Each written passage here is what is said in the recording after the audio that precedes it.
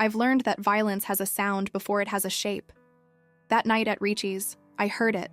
The sharp intake of breath, the scrape of a chair, the sudden silence that makes your spine go cold.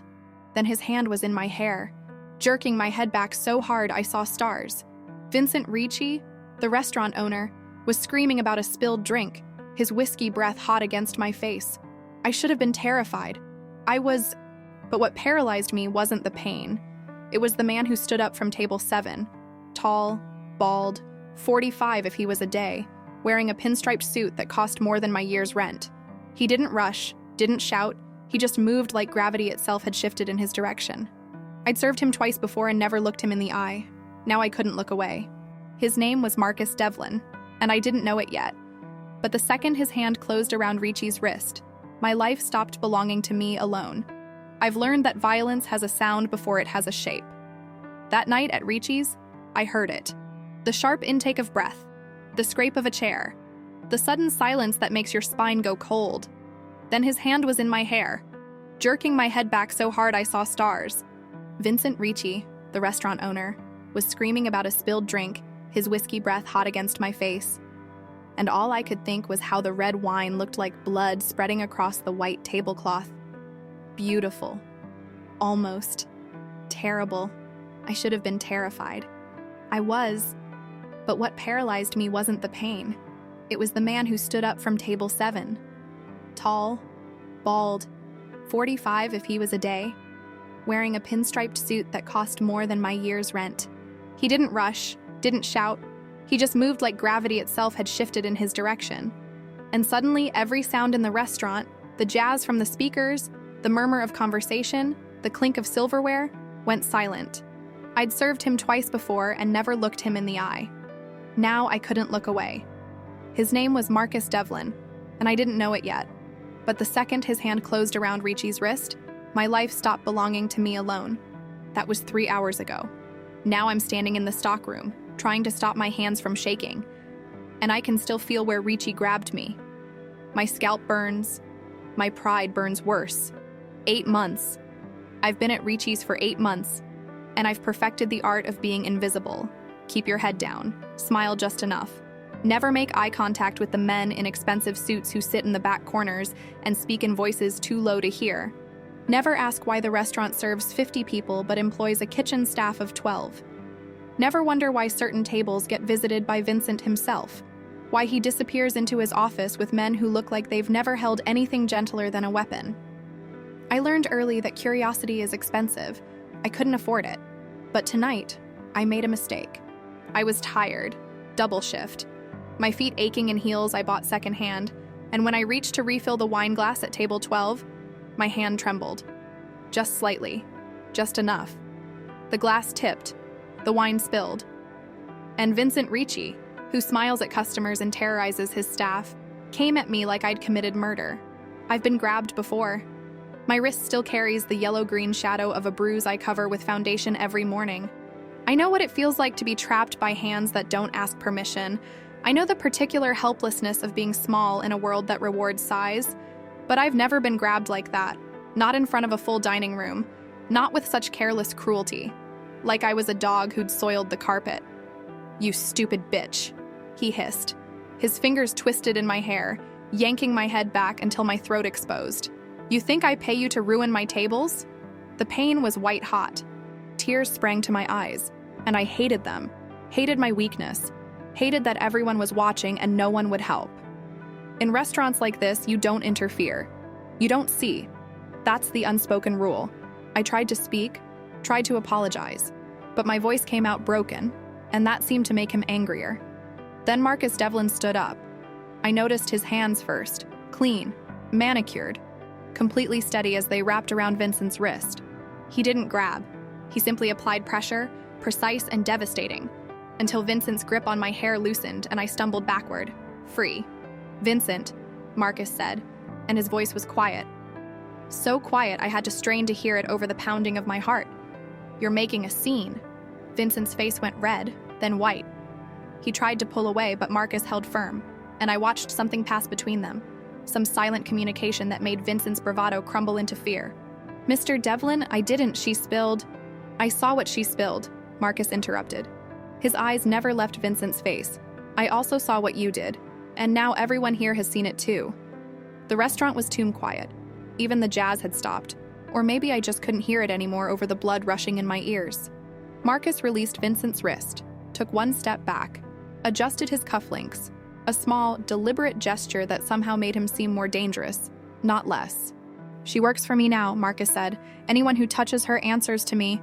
I wanted to protest, wanted to say I didn't need saving, didn't want to be claimed like property passing from one owner to another. But my throat was tight and my scalp still throbbed. And when Marcus glanced at me, just once, quick and assessing, I saw something in his eyes I couldn't name. Not pity, not desire. Something colder and more complicated. Then he moved, faster than I expected, and I heard the crack before I understood what happened. Vincent's scream came after. Marcus had bent two of his fingers backward, breaking them with clinical precision, and Vincent collapsed to his knees, cradling his hand, his face twisted in agony. "Consider that your notice," Marcus said. "You're done here." No one helped Vincent. No one moved. The other diners sat frozen, and the kitchen staff suddenly found reasons to be elsewhere, and I stood there in my stained uniform, watching a man break another man's bones over a spilled glass of wine. Over me. Marcus turned. For a moment, we were face to face, him tall and immaculate, me small and trembling, and I expected him to say something, to explain, to make some grand declaration. Instead, he pulled a business card from his jacket pocket and held it out. "Tomorrow, 10 a.m., don't make me come looking for you." Then he returned to table 7, where two men in dark suits sat waiting, and calmly finished his scotch like nothing had happened. I took the card. My fingers left small, damp prints on the expensive paper. I didn't look at it until later in the stockroom, after Vincent had been taken to the hospital, and the other waitstaff had given me looks that ranged from sympathy to resentment. Maria, who'd worked here longer than anyone, cornered me by the time clock. "You don't know what you just got into," she said, her voice low and urgent. "Marcus Devlin doesn't do favors. He collects debts. I didn't ask for his help. Doesn't matter. You have it now. And men like him, they always collect." She left before I could ask what she meant. I stood there, still in my wine-stained uniform, and finally looked at the card. No name, no company, just a phone number, embossed in black on cream stock so thick it felt like cloth. I should have thrown it away, should have walked out of Ricci's and never looked back, found another restaurant, another city, another life where men like Marcus Devlin don't exist. But I was 29 years old, and I'd been running for 4 years, and I was so tired of being invisible, of being afraid, of bruises I had to cover and questions I couldn't answer. So I put the card in my pocket. Now, 3 hours later, I'm in my apartment, if you can call it that. Studio, 4th floor walk-up, with a window that faces a brick wall and radiator that clangs like a prisoner trying to escape. I've lived here 6 months. Before that, it was a room in Queens. Before that, Philadelphia. Before that, a name I don't use anymore. I wash the wine out of my uniform in the bathroom sink. Watch the red swirl down the drain and try not to think about the sound Vincent's fingers made when they broke. Try not to think about Marcus Devlin's eyes, dark, assessing, missing nothing. My phone buzzes. Unknown number. My hand hovers over it, heart suddenly racing, before I realize it's not a call, just a text. "The car will be there at 9:45 a.m. Don't be late." I stare at the message, delete it. Watch it reappear 10 seconds later. I know you deleted it. That won't make tomorrow go away. I turn the phone face down. Pace the small space of my apartment, 8 steps from the window to the kitchenette, 4 steps from the bed to the bathroom. My apartment, my rules, my life. Except it doesn't feel like mine anymore. It feels like something I'm borrowing, something that can be taken away. I think about Maria's warning, about the look in Marcus's eyes when he said I worked for him now, about the casual way he broke Vincent's fingers, like it was nothing. Like violence was just another language he spoke fluently. I should run. I'm good at running. I've made an art of it. New city, new name, new story. I can be invisible again. I can disappear. But something stops me. Maybe it's exhaustion. Maybe it's curiosity. Maybe it's the way Marcus looked at me and saw me, really saw me, in a way no one has in 4 years. Or maybe I'm just tired of being afraid. I don't sleep. I watch the ceiling and count the cracks in the plaster and touch the place where Ricci grabbed me, where my hair still aches at the roots. I think about power and protection and the difference between them. I think about the choice I made tonight, taking that card and all the choices it stole from me in return. At 9:30 a.m., I'm dressed, black pants, white blouse, the only professional clothes I own. My hair is pulled back, though it hurts. My makeup covers the shadows under my eyes but can't hide the tension in my jaw. At 9:45, there's a black car waiting outside my building. The driver is older, Italian, with kind eyes and hands that rest easy on the steering wheel. He opens the door for me without speaking, and I slide into the back seat before I can change my mind. "Where are we going?" I ask. "Mr. Devlin's office." "And where is that?" He meets my eyes in the rearview mirror. Smiles, small and knowing. "You'll see." We drive through Manhattan in morning traffic, and I watch the city transform around us. From my neighborhood of bodegas and check-cashing stores to the glass towers of Midtown. The driver, Carlo, I learn when he takes a call, navigates with the ease of someone who knows every shortcut, every secret. We stop at a building I've seen before, but never entered. Sleek, modern, the kind of place where security wears suits, and the lobby has art that probably costs more than my life. Carlo walks me to the elevator, presses the button for the 32nd floor. As the doors close, he gives me a look I can't quite read. Advice? Don't lie to him. He always knows. Then I'm alone, rising through the building, and my reflection in the polished doors shows a woman I barely recognize. Scared, defiant, alive in a way she hasn't been in years. The doors open to a reception area that's all clean lines and expensive silence. The receptionist, blonde, beautiful, professionally warm, smiles like she's been expecting me. "Ms. Hayes, Mr. Devlin is ready for you. She knows my name." I haven't given it. His office is corner, of course. Floor-to-ceiling windows that overlook the city, making it feel small and conquerable. There's a desk, glass and steel, barely any papers, and a sitting area with leather chairs that probably cost more than my car, back when I had a car. Marcus stands by the windows, backlit by morning sun, and for a moment he's just a silhouette. Then he turns, and I see him clearly for the first time in daylight. Handsome isn't the right word. He's too sharp for that, too controlled. His suit fits like it was made for him, because it was, obviously. His face is all angles, no softness anywhere, and his eyes are the color of aged whiskey. "Sophie," he says, and hearing my name in his voice does something to my pulse I don't want to examine. "Sit." It's not a request. I sit. He doesn't. He leans against his desk, arms crossed, studying me with that same assessing look from last night. "Tell me about yourself." "I'm a waitress." Before that, I meet his eyes. "Hold them. Before that isn't your business." Something flickers in his expression. Amusement, maybe, or respect. Fair enough. Then tell me this. Why did you come? You didn't give me a choice.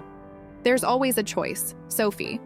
You could have run, changed your number, disappeared. But you're here. He's right.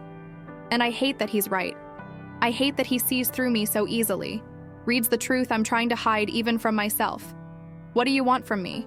To offer you a job. I have a job. Had. Ricci's closed this morning. Health code violations.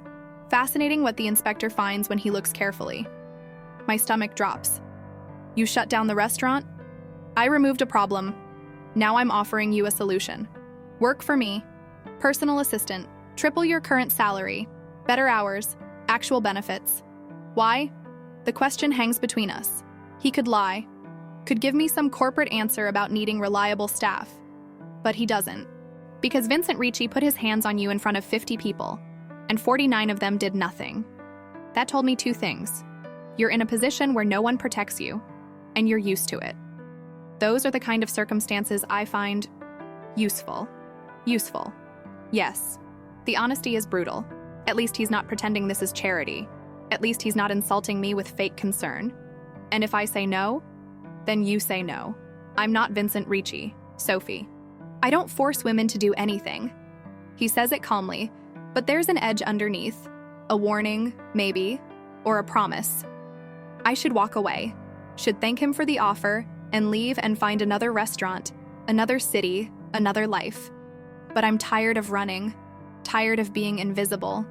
And there's something about the way Marcus looks at me, like I'm a puzzle he wants to solve, not a thing he wants to own. I'll think about it, I say. You have until tomorrow.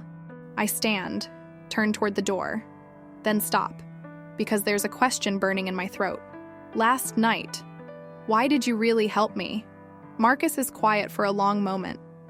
When he speaks, his voice is different, softer, but somehow more dangerous.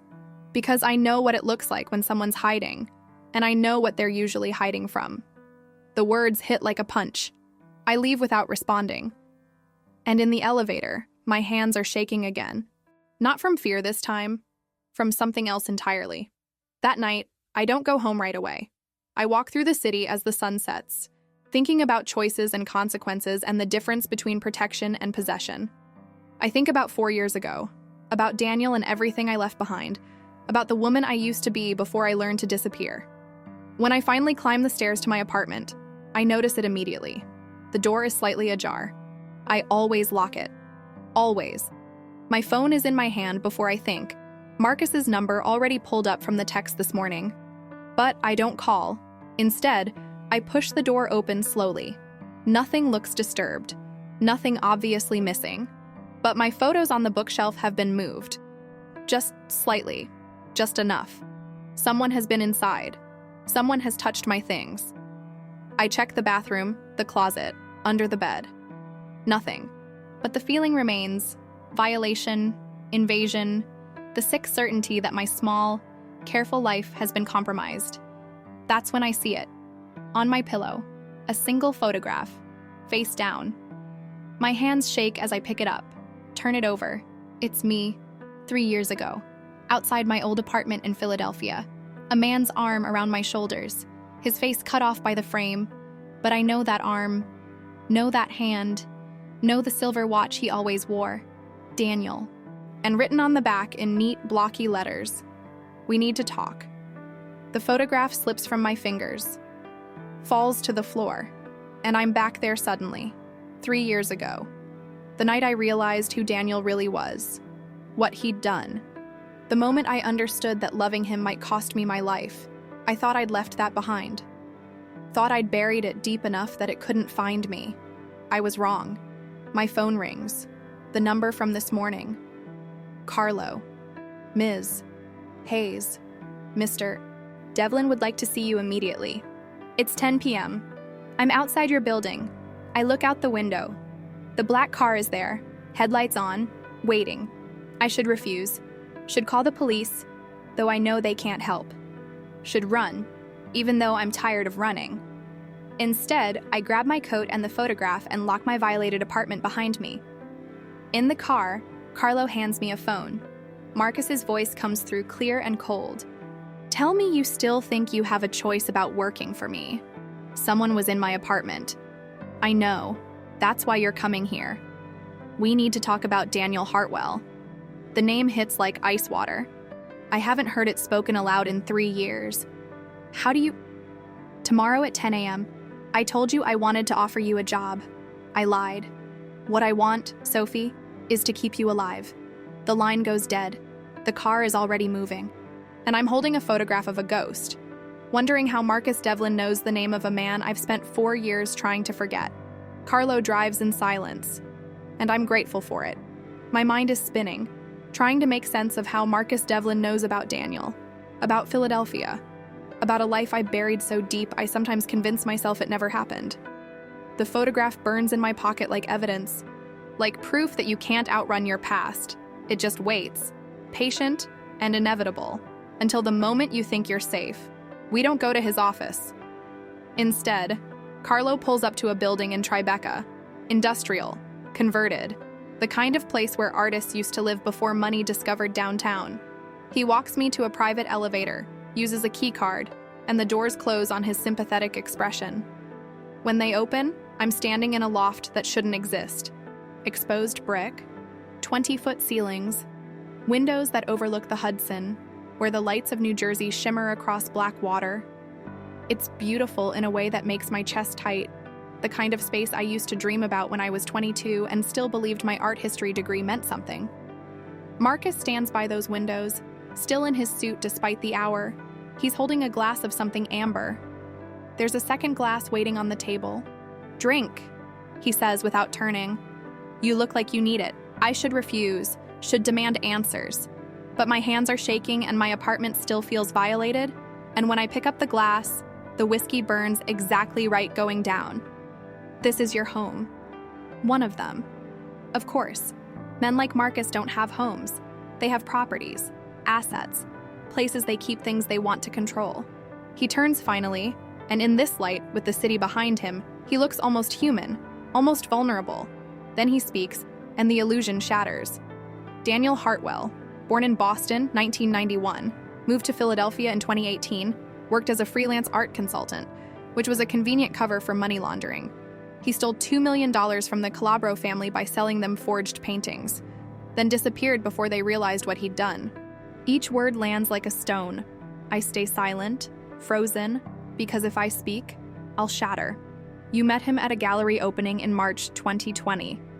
You were working as a curator's assistant. He charmed you, made you feel seen, made you feel special. Stop. By August, you were living together.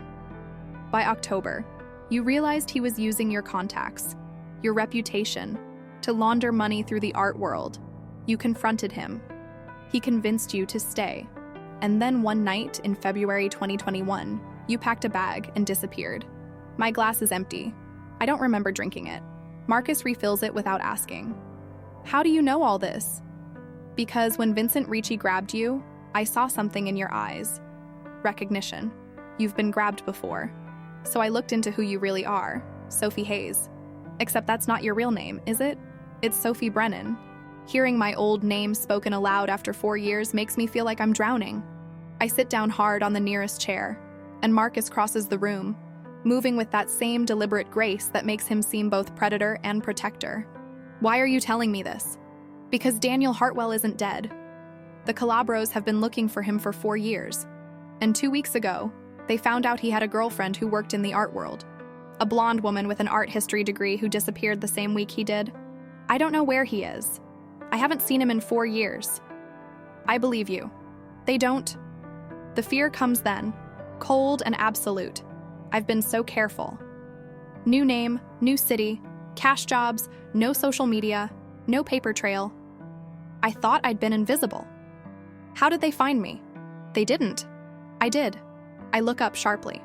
Marcus is watching me with an expression I can't read, something between calculation and concern. 3 months ago, the Calabros put out feelers in the restaurant industry. They figured if you were hiding, you'd need to work. They were looking for a woman matching your description. Vincent Ricci was one of their assets. He was supposed to report if anyone suspicious showed up. The pieces fall into place with sickening clarity. He knew. Vincent knew who I was. No, he's too stupid for that. But he reported a new waitress, blonde, late 20s, kept her head down, seemed like she was hiding from something. The Calabros sent someone to check, and I intercepted. Why? Marcus sets down his glass, moves closer. When he speaks, his voice is quiet, but there's steel underneath. Because the Calabros operate in my territory, and I don't like people hunting women in my restaurants. It's not your restaurant. It is now. As of 3 hours ago, I own Ricci's, or what's left of it. The absurdity almost makes me laugh. He bought an entire restaurant to protect me, or to control me. I can't tell which. So what happens now? You own me too. Something flickers across his face. Anger, maybe, or hurt. I didn't think men like him could be hurt. I don't own people, Sophie. But I do protect them, and right now, whether you like it or not, you need protection. From the Calabros. From anyone who thinks you're leverage. Which, as of last night when I broke Vincent's fingers in front of half the neighborhood, is basically everyone. I stand up, pace to the windows. The city stretches out below, and I wonder how many people down there are hiding from something. How many of them think they're safe? You made me a target. You were already a target. I just made sure everyone knew you were under my protection. I didn't ask for your protection. No. You took a card from a stranger and showed up at his office. What did you think that meant? The question hangs between us. He's right, and I hate it. I did go to him. I did make a choice, even if I didn't understand all the implications. Behind me, Marcus's phone buzzes. He glances at it, and his expression darkens. Carlo's downstairs. He's taking you to a safe house.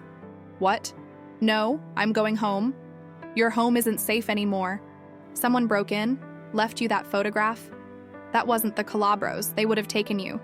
That was Daniel. The name makes my stomach drop. You don't know that. Who else knows about your past? Who else would know exactly how to scare you? I want to argue, want to insist he's wrong. But Daniel always did have a gift for finding my pressure points. Why would he contact me now? After 4 years? Because he's desperate. Because he's running out of places to hide. Because he thinks you'll help him. I won't. He doesn't know that yet. Marcus crosses to a desk, pulls out a folder. Inside are photographs, surveillance shots, documents, receipts. My life, cataloged and examined. I should be angry, should feel violated all over again. But mostly I'm just tired. This is everything I know about Daniel's movements over the last 6 months. He's been in Boston, New York, Philadelphia, always moving, always one step ahead. But he's getting sloppy, making mistakes. And tonight, he made the biggest one. He let you know he's watching. I flipped through the photographs. Daniel, older now, thinner, with a hardness around his eyes that wasn't there before. In one shot, he's entering a hotel. In another, meeting with someone in a park. He looks hunted. What do the Calabros want? Their money or blood? They're not particular. And you? Marcus meets my eyes. I want you safe. And I want the Calabros out of my territory. Those two things happen to align. It's honest, at least. Brutal and transactional, but honest. I appreciate that more than I should. My phone buzzes. Unknown number. I show Marcus the screen, and his jaw tightens. Don't answer it, but I'm already swiping, bringing it to my ear. Sophie. Daniel's voice is exactly the same. Smooth. Warm. The voice that convinced me to trust him, to love him, to ignore every red flag until it was almost too late. Don't hang up. Please. I know you're angry. Angry doesn't begin to cover it. I'm sorry. God, I'm so sorry. But I need your help. They're going to kill me. You stole from the Mafia, Daniel. What did you think would happen? Marcus is watching me, his expression unreadable. I put the call on speaker. I didn't know who they were. I swear, I thought it was just some rich collectors who wouldn't miss the money. By the time I figured it out, you let me think you were dead. I was protecting you. If they knew we were together, they would have used you to get to me. They're using me anyway. Someone broke into my apartment tonight. There's silence on the other end. Then, that wasn't me. Bullshit. You left the photograph. What photograph? The confusion in his voice sounds genuine. Marcus shakes his head slowly. Don't believe him. The one of us in Philadelphia. Outside the apartment. Sophie. I don't know what you're talking about. I haven't been to your apartment. I don't even know where you live. My skin goes cold. If Daniel didn't leave the photograph, then who did? Where are you right now? Daniel asks. Are you safe? She's safe, Marcus says, speaking for the first time. And she's staying that way. Another silence. Longer this time. When Daniel speaks again, his voice has changed. Harder. Sharper. Who's that? Someone who's keeping the Calabros from finding me. Which is more than you did. Sophie, listen to me. Whoever he is, he's using you. These people don't protect anyone for free. And you didn't use me. You didn't ruin my career, my reputation, my entire life. I loved you. The words hit like a physical blow. I remember believing them once. Remember thinking Daniel was the person who finally saw me, understood me, wanted me for something more than what I could do for him. You loved yourself. I was just convenient. That's not... I need you to meet me. Tomorrow. There's something you need to know about the money, about the Calabros, about what's really happening. No. Please. 1 hour. Public place. Bring your new friend if you want. But Sophie, if you don't meet me, people are going to die. And you're at the top of that list. The call ends. I stand there holding the phone, and Marcus gently takes it from my hand. He's manipulating you. I know. He's lying. I know that too, but you want to believe him. I meet his eyes. No. I want to understand why, after 4 years of silence, he suddenly needs my help. And I want to know who broke into my apartment if it wasn't him. Marcus is quiet for a long moment. Then he pulls out his own phone, types something, and within seconds, Carlo appears in the doorway. Take her to the Mercer Street property. Full security. No one in or out without my clearance. Yes, sir. I don't move. I'm not going into hiding. You're not hiding. You're giving me time to figure out what Daniel wants and who else is looking for you. And then what? Then we end this. Permanently. There's a promise in his voice that should scare me. The promise of violence, of power wielded without hesitation. But instead, I feel something else. Relief, maybe, or hope. The dangerous kind that gets people killed. Why are you doing this? I ask again, because I still don't understand. You don't know me. You don't owe me anything. Marcus steps closer. Close enough that I can smell his cologne, something expensive and understated. Close enough that I have to tilt my head back to meet his eyes. You remind me of someone who needed help and didn't get it. I won't make that mistake twice. Before I can ask what he means, Carlo clears his throat. Marcus steps back, and the moment breaks. Go with Carlo. I'll call you tomorrow. And if Daniel calls again, don't answer. Let me handle him. You don't handle my past for me. The words come out harder than I intend, but Marcus just nods. Fair enough, but I can handle the consequences of it. And right now, the consequences have guns and a grudge. He's right. I hate that he's right. I follow Carlo to the elevator, and as the doors close, I see Marcus standing by those massive windows, already on his phone, already moving pieces on a board I can't fully see. The Mercer Street property is an apartment, smaller than the loft, but still nicer than anywhere I've lived in years. Carlo walks me through, showing me the panic button by the bed, the security system, the fully stocked kitchen. When he leaves, he locks the door from the outside. I'm a prisoner. A protected, comfortable prisoner, but a prisoner nonetheless. I don't sleep. Instead, I sit by the window and watch the city breathe, thinking about choices and consequences and the way protection starts to feel like possession if you're not careful. I think about Daniel's voice, still smooth after all these years. I think about Marcus's eyes when he said I reminded him of someone. I think about the photograph that appeared on my pillow, and how if Daniel didn't leave it, then someone else knows where I live. Someone else is watching. At 3 a.m., my phone buzzes. Not a call this time. A text from an unknown number. You have something that belongs to me. Just that. No signature, no threat, just a statement of fact. I text back before I can stop myself. Who is this? The response comes immediately. You were chosen, Sophie. Not by accident, not by Daniel. You were chosen because of who you are, what you know, and what you're going to help us take from Marcus Devlin. My hands shake as I read it again and again. Then another message. Check your email. The attached video will explain everything. You have 24 hours to decide whose side you're on. I open my laptop with trembling fingers. The email is there, sent from an encrypted address. One attachment, a video file. I shouldn't open it. Should call Marcus, let him handle it. But my finger is already clicking, and the video is already loading, and then I'm watching footage from a security camera. Grainy, night vision green. It's me, leaving my old apartment in Philadelphia. February 2021. The night I ran. But that's not what makes my blood freeze. It's what happens next. A man approaches the door I just left, picks the lock, enters. The timestamp says he's inside for 6 minutes. When he comes out, he's carrying something, a laptop bag. Daniel's laptop. The camera zooms in, pixelated but clear enough. The man is Vincent Ricci. The video ends. I sit in the dark, my mind racing. Vincent knew, not for 3 months, for 4 years. He knew where I lived in Philadelphia. He knew about Daniel. He took the laptop the night I ran. Which means my phone rings. Marcus, tell me you didn't open the email. How did you know? Because they just sent it to me too.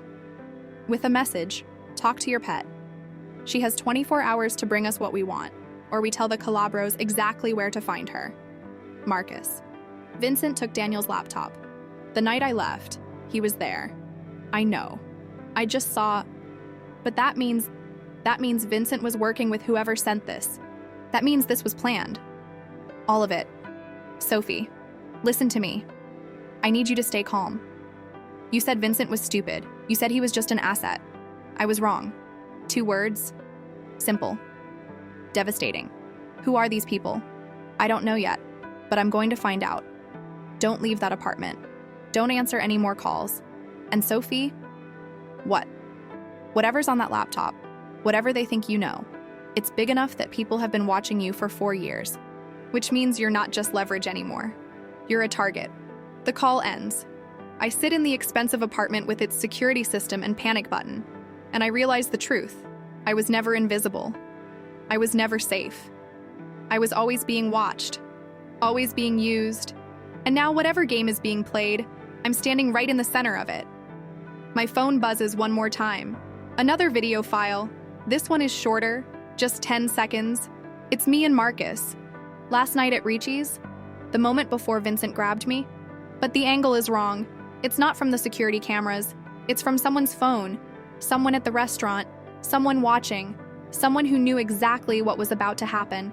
And in the final frame, barely visible in the background, there's a figure in the shadows, too far away to identify clearly. But I know that stance. Know that silhouette. Daniel. He was there. He watched Vincent grab me.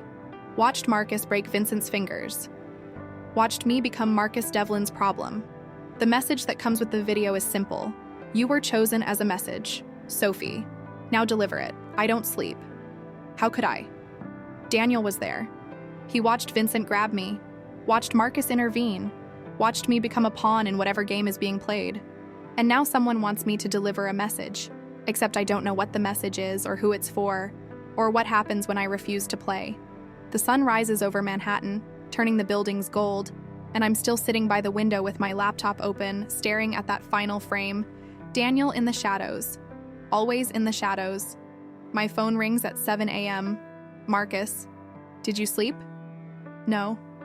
Good, that means you're taking this seriously.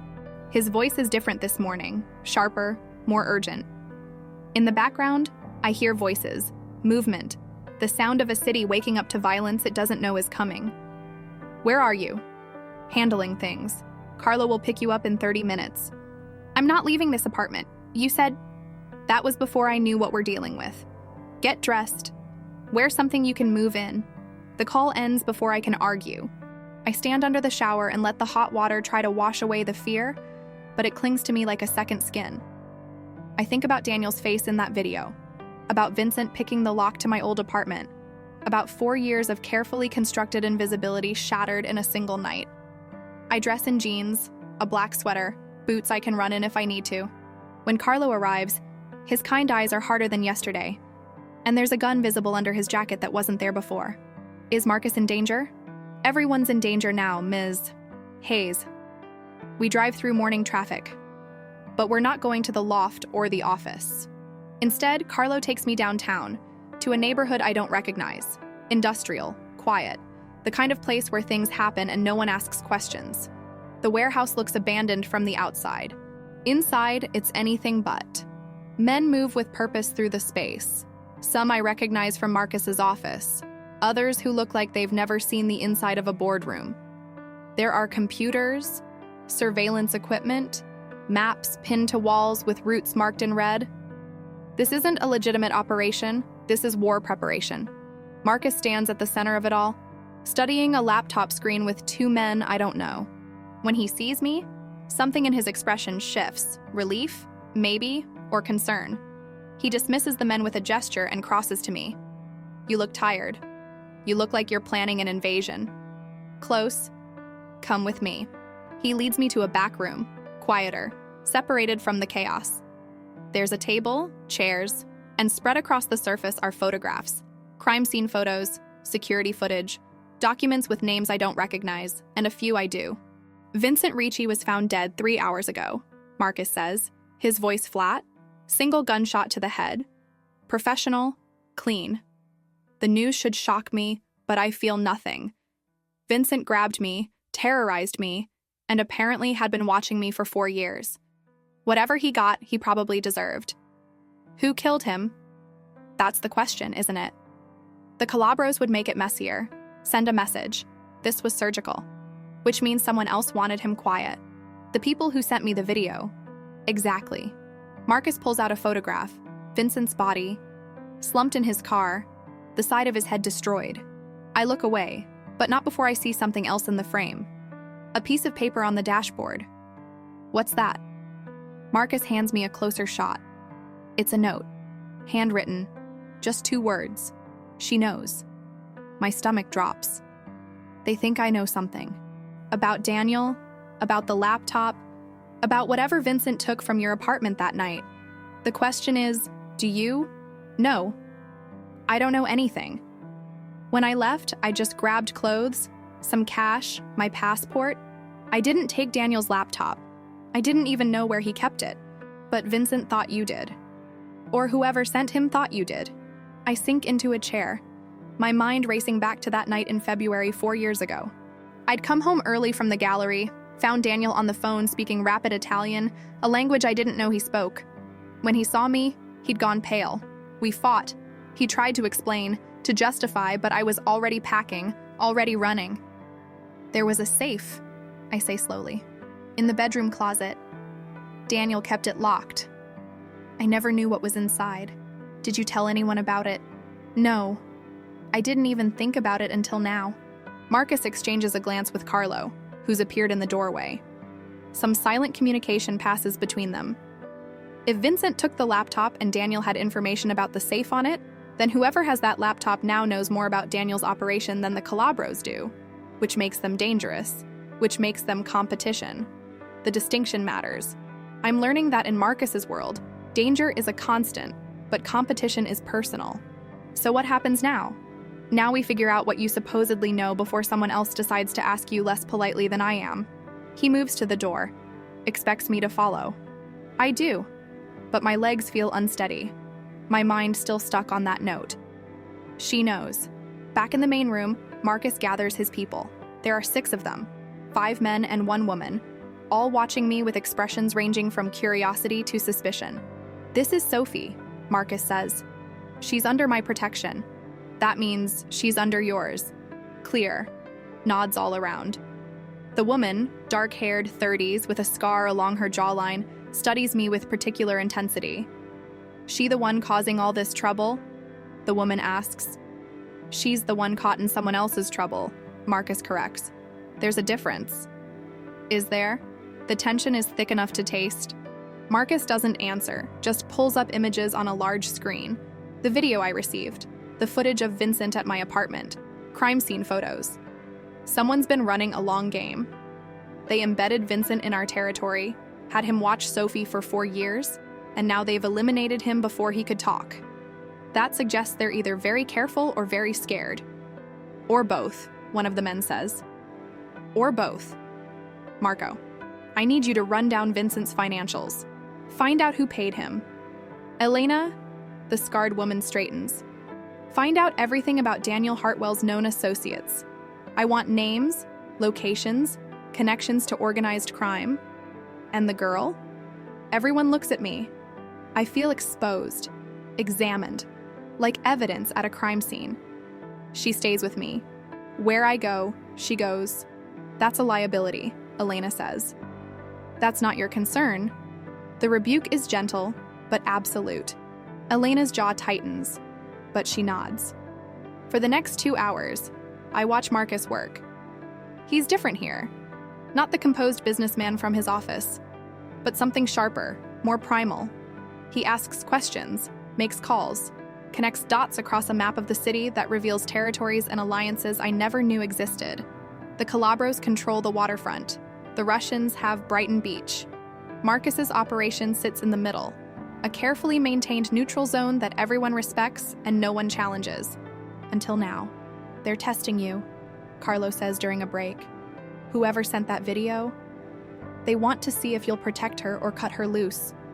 I don't cut people loose. Even when keeping them costs you. Marcus glances at me across the room, and for a moment, our eyes meet. There's something in his gaze I can't name, something that makes my chest tight and my breath shallow, especially then. My phone buzzes. Unknown number. I show Marcus, and he nods. Answer it, but careful. Sophie Brennan. Hearing my old name spoken by a stranger's voice makes my skin crawl. The voice is male, middle-aged, with an accent I can't place. Or should I say Sophie Hayes? You've been busy, changing names, changing lives. But some things can't be changed. Some debts follow you. Who is this? Someone who knew Daniel. Someone who knows what you took. I didn't take anything. Then why did Vincent die looking for it? The question hangs in the air. Marcus has moved closer, listening. I don't know what you're talking about. The key, Sophie. The one Daniel gave you. The one you've been carrying around for 4 years without even knowing what it opens. My mind races. Key? What key? Then I remember that last night with Daniel, after the fight, after I'd decided to leave, he'd pressed something into my hand. Cold metal, small, said it was for emergencies, said I'd know when I needed it. I'd thrown it in my bag without looking, carried it through 4 years and 3 cities, just another piece of forgotten jewelry mixed in with earrings and hair ties. I don't have it. Don't lie. Vincent searched your apartment in Philadelphia and didn't find it, which means you took it with you, which means you still have it. And if I do, then you bring it to me. Tonight. Pier 47, Warehouse 12, midnight. Come alone or people die. Starting with your new boyfriend. The call ends. I'm shaking. Marcus takes the phone from my hand, replays the conversation, his expression darkening with each word. You have a key. I don't know. Maybe. There's a bag. My emergency bag. From when I left Philadelphia. I never unpacked it. Just moved it from place to place. Where is it? Storage unit. In Queens. Marcus is already moving, barking orders. Carlo, get the car. Elena, I need surveillance on Pier 47, but keep it distant. Marco, find out who owns Warehouse 12. He turns back to me. We're getting that bag. Now. They said come alone. They also killed Vincent to keep him quiet, which means they're desperate. And desperate people make mistakes. We're going to let them make one more. The storage facility in Queens is exactly as I left it. Rows of orange units, fluorescent lights humming overhead, the smell of concrete and abandonment. My unit is small, packed with boxes I haven't opened in years. The bag is in the back, buried under winter clothes and books I couldn't sell. When I pull it out, it feels heavier than I remember. Marcus opens it carefully, methodically, like he's defusing a bomb. Clothes, toiletries, a folder with my old passport. And at the bottom, tangled in a broken necklace, a small key on a silver chain. It's ornate, old-fashioned, with a number engraved on the head. 447. Safety deposit box. Marcus says immediately. The number's too low for a storage unit, too high for a hotel room. This is a bank key. Daniel never mentioned having a safety deposit box, because he didn't want you to know what was in it. Marcus photographs the key from every angle, sends the images to someone, gets a response within minutes. Banco Nazionale on Mulberry Street. Italian bank, been there since the 30s. They cater to a specific clientele. Meaning people who need to hide money from the government, their families, or their enemies. We drive back to Manhattan in tense silence. I keep thinking about Daniel pressing that key into my hand, about the urgency in his voice. For emergencies, he'd said, like he knew I'd need it, like he knew everything was about to fall apart. Back at the warehouse, Marcus's team has been busy. They've identified the owner of Warehouse 12, a shell company, traced through 3 layers to an account in the Cayman Islands. Dead end, but expensive. Whoever's behind this has resources. They'll have people watching the pier, Elena says. Snipers, probably. Street access covered. It's a kill box. Which is why we're not going, Marcus says. But they said come alone or people die. They're already planning to kill you, Sophie. And probably me too. The meat is just theater. What they really want is that key. So we give it to them. No, we find out what it opens first. Then we decide. He turns to his team. I need the bank manager's home address, and I need it now. Within an hour, we're parked outside a brownstone in Park Slope. The bank manager, a man named Giancarlo Russo, answers his door in a bathrobe, annoyed until he sees Marcus. Then he goes very pale. Mr. Devlin, I didn't expect. I need access to box 447. Tonight. Sir, it's nearly 11. The bank doesn't open until... I'm not asking about the bank's hours, Giancarlo. I'm asking about your willingness to help me. Now, something passes between them. Fear, obligation, the weight of past favors. Giancarlo swallows hard. Of course. Give me 20 minutes. The bank is dark when we arrive, just security lights and shadows. Giancarlo disarms the alarm with shaking hands, leads us past the teller windows to the vault. The safety deposit boxes line the walls, hundreds of them, each one holding secrets worth keeping. Box 447 is near the bottom. Small. Unassuming. Giancarlo inserts his master key, waits for me to insert mine. The lock clicks. The drawer slides out. Inside is a single USB drive. That's it. 4 years of running, of hiding, of fear, all for a piece of plastic smaller than my thumb. Marcus takes it carefully, like it might explode. In a way, maybe it will. Thank you, Giancarlo. This conversation never happened. Of course, Mr. Devlin. Of course. Back at the warehouse, Marcus plugs the drive into an isolated computer. No network connection, no way for anyone to track what we're seeing. The screen loads, and I realize I'm holding my breath. It's a spreadsheet. Hundreds of entries. Names, dates, amounts. Transactions going back 10 years.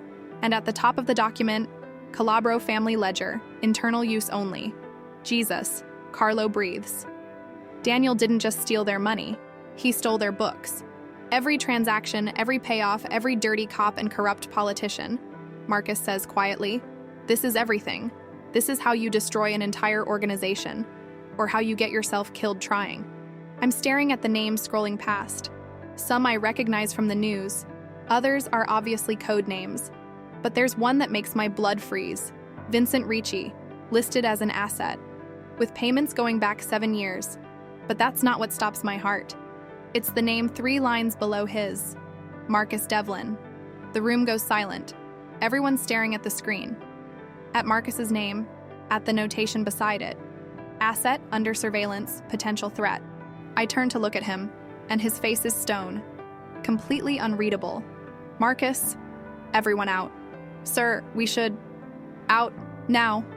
They leave. Carlo lingers at the door, concern written across his face. But Marcus waves him away too.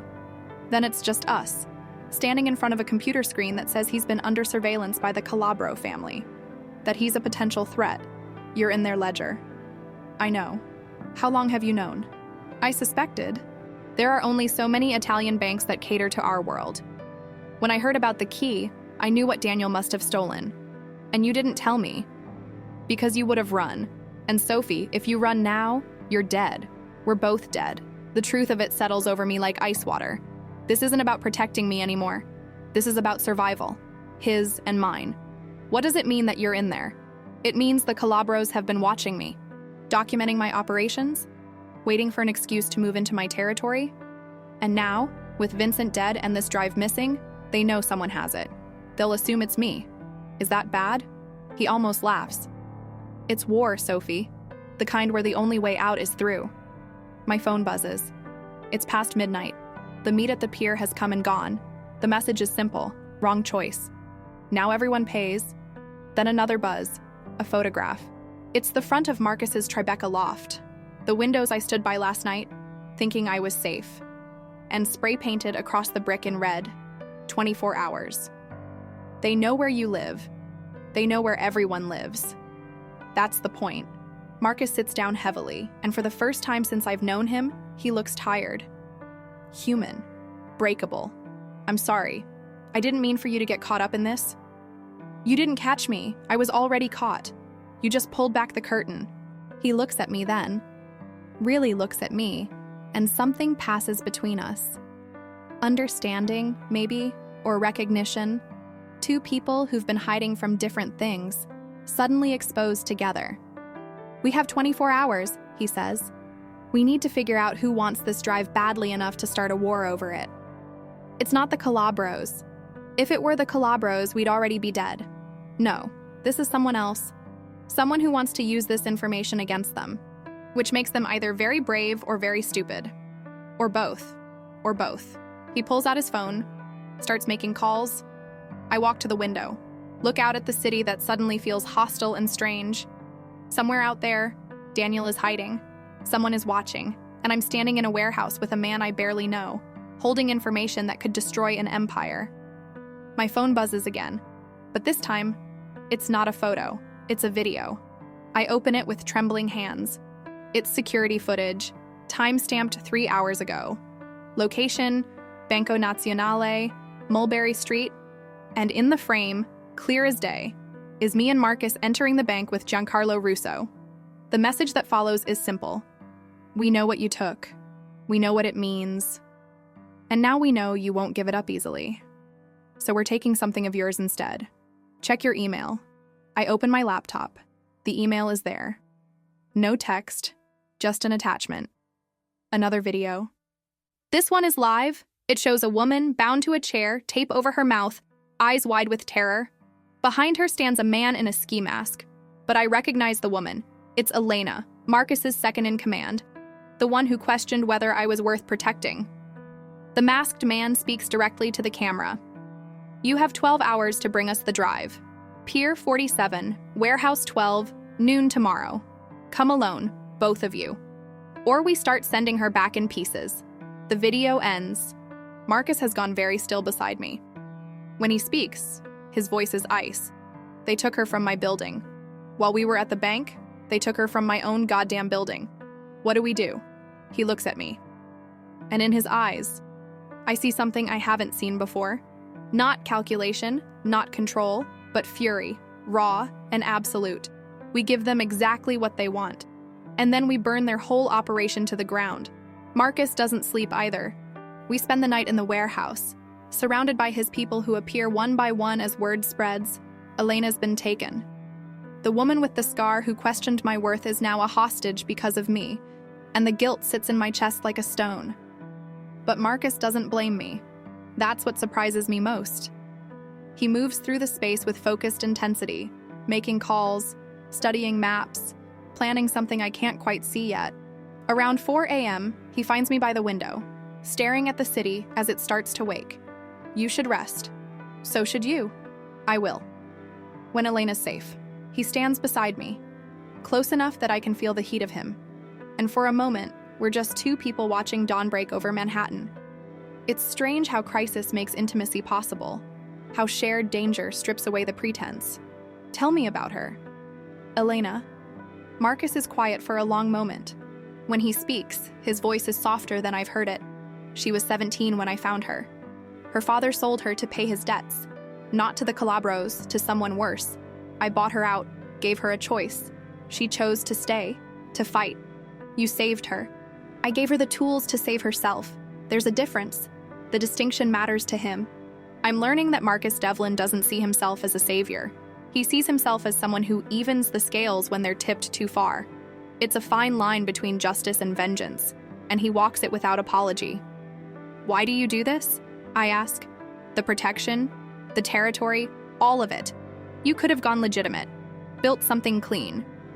Clean is a luxury, Sophie. It's for people who've never had to choose between their life and their principles. I learned early that the world doesn't reward virtue, it rewards power. So I chose power, and I use it to protect the people who can't protect themselves, even when it costs you, especially then. Carlo appears in the doorway, holding 2 cups of coffee. He hands one to Marcus, one to me, and the simple kindness of it, the acknowledgement that I'm part of this now, makes my throat tight. We have movement, Carlo says. 3 SUVs just left a warehouse in Red Hook. They're heading toward the pier. How many men? At least 8, maybe more. Marcus nods, unsurprised. They're setting up early. Want to control the space before we arrive? Do we have a play? We have the beginning of one. He turns to me, and his expression shifts, becomes something between concern and calculation. I need to ask you something, and I need you to be honest. Can you shoot? The question lands like a punch. What? A gun. Have you ever fired one? No. God, no. I don't do violence. You don't have to do it, but you might need to survive it. And that means being able to defend yourself. He's right. I hate that he's right. The woman I was a week ago, the one who kept her head down, who believed invisibility was safety, she's gone. In her place is someone who needs to learn how to fight back. Okay, teach me. We spend the next hour in the warehouse's makeshift shooting range, really just a corner with sandbags and targets. Marcus gives me a small pistol, shows me how to hold it, how to breathe, how to squeeze instead of pull the trigger. His hands guide mine, patient and steady, and I try not to think about how close he is, how his voice in my ear makes me feel both terrified and safe. The first shot goes wide, the second hits the sandbag. By the 10th, I'm hitting the target, not center mass, but close enough. Good, Marcus says. Now remember, you only use this if there's no other choice. You point it at someone, you'd better be willing to finish what you start. Have you finished things?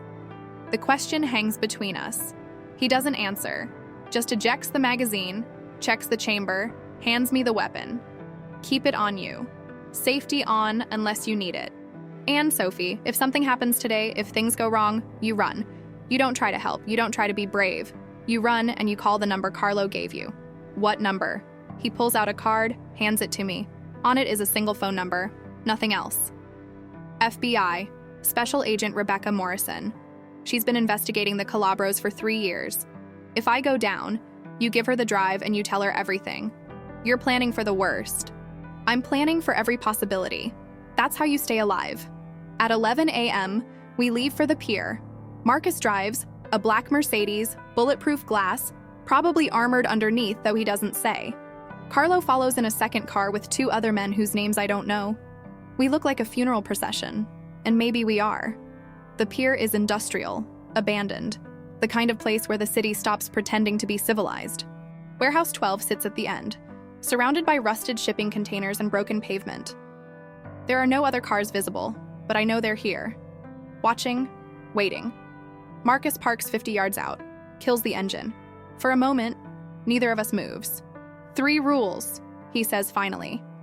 You stay behind me. You don't speak unless spoken to. And if I tell you to run, you run.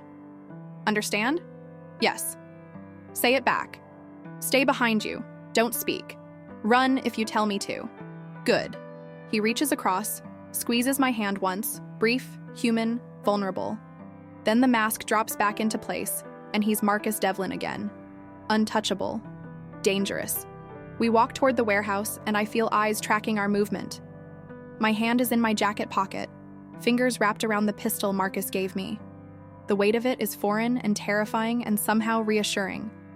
The warehouse door opens before we reach it. A man steps out, tall, broad-shouldered, wearing a suit that probably costs less than Marcus's but is tailored to hide weapons. He smiles, but it doesn't reach his eyes. Mr. Devlin, so good of you to accept our invitation. Where's Elena? Inside, alive, for now. I want proof. The man pulls out a phone, plays a video. It's recent, maybe an hour old. Elena, still bound, but awake, alert. She mouths something at the camera, and even though there's no sound, I can read her lips. It's a trap. Marcus's jaw tightens, but his voice stays level. The drive for Elena. That was the deal. The deal has evolved. Please, come inside. My employer wants to meet you. We follow him into the warehouse, and my eyes need a moment to adjust to the dimness. It's been set up like a throne room, shipping containers arranged to create walls, a space in the center with chairs, lights, and sitting in one of those chairs, calm as Sunday morning, is a woman I've never seen before. She's 50, maybe older, with silver hair pulled back severe and elegant. Her suit is European, her jewelry understated but expensive. When she looks at us, her eyes are the coldest thing I've ever seen. Marcus Devlin, she says, her accent placing her somewhere in Eastern Europe. I've heard so much about you. Can't say the same. Who are you? My name is Katerina Volkov, and I'm here to make you an offer you'd be foolish to refuse. Elena is behind her, still bound to a chair, and when our eyes meet, I see fury there. Not fear, just pure, concentrated rage at being used as leverage. Let her go, and we'll talk, Marcus says. Let's talk first. Then we'll see about letting anyone go. Katerina stands, moves with the grace of someone accustomed to being obeyed. She gestures to the chairs across from her, an invitation that's really a command. Sit. Both of you. We sit. Marcus keeps his body angled so he can see both Katerina and the guards, 4 of them now, positioned at the exits. I count the steps to each door, calculate odds I don't understand, and wonder if this is how my story ends. The Calabro ledger, Katerina says. Daniel Hartwell stole it 4 years ago, thinking he could use it as leverage. But he was a small man with small ambitions.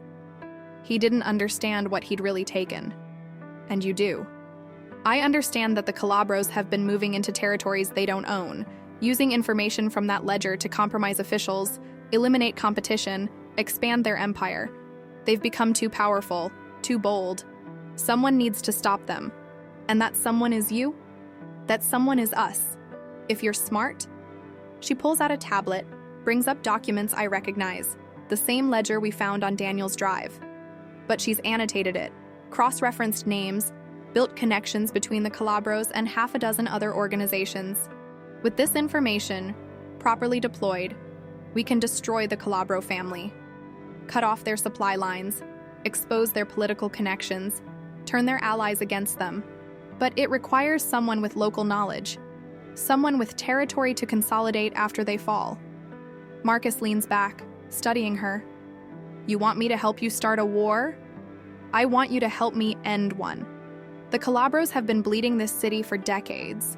You've held them at bay, kept them contained, but containment isn't victory, Mr. Devlin. Eventually, they'll push too hard and you'll fall, unless you push first. And what do you get out of it? Katerina smiles. And it's terrifying. The Calabros killed my husband, took my business, destroyed everything I built. So what I get, Mr. Devlin, is revenge, and you get to survive. Fair trade, I think. The logic is cold and perfect. She's not asking Marcus to be good. She's asking him to be practical, to recognize that his enemy's enemy is his friend, at least temporarily. I need time to think. You have until Elena runs out of fingers. The threat is delivered casually, like she's discussing the weather. One of the guards moves toward Elena, and I see the knife in his hand. And suddenly I'm standing, the words coming out before I can stop them. Wait, please. What about Daniel? Where is he? Katerina turns her cold gaze on me, and I feel naked under it. Examined. Assessed. Sophie Brennan, or Hayes, or whatever name you're using this week. The girl who ran.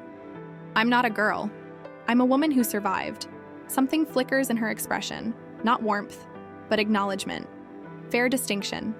Daniel Hartwell is currently in a safe house in Queens. We've been keeping him comfortable while we waited to see if you'd deliver the drive. You're working with him? Working is a strong word. He's more of a consultant, though his usefulness is rapidly expiring.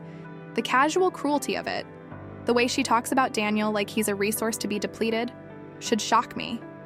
Instead, I feel something else. Relief, maybe, or vindication. Daniel chose this life, manipulated people, stole from murderers. Whatever happens to him now is consequence, not tragedy.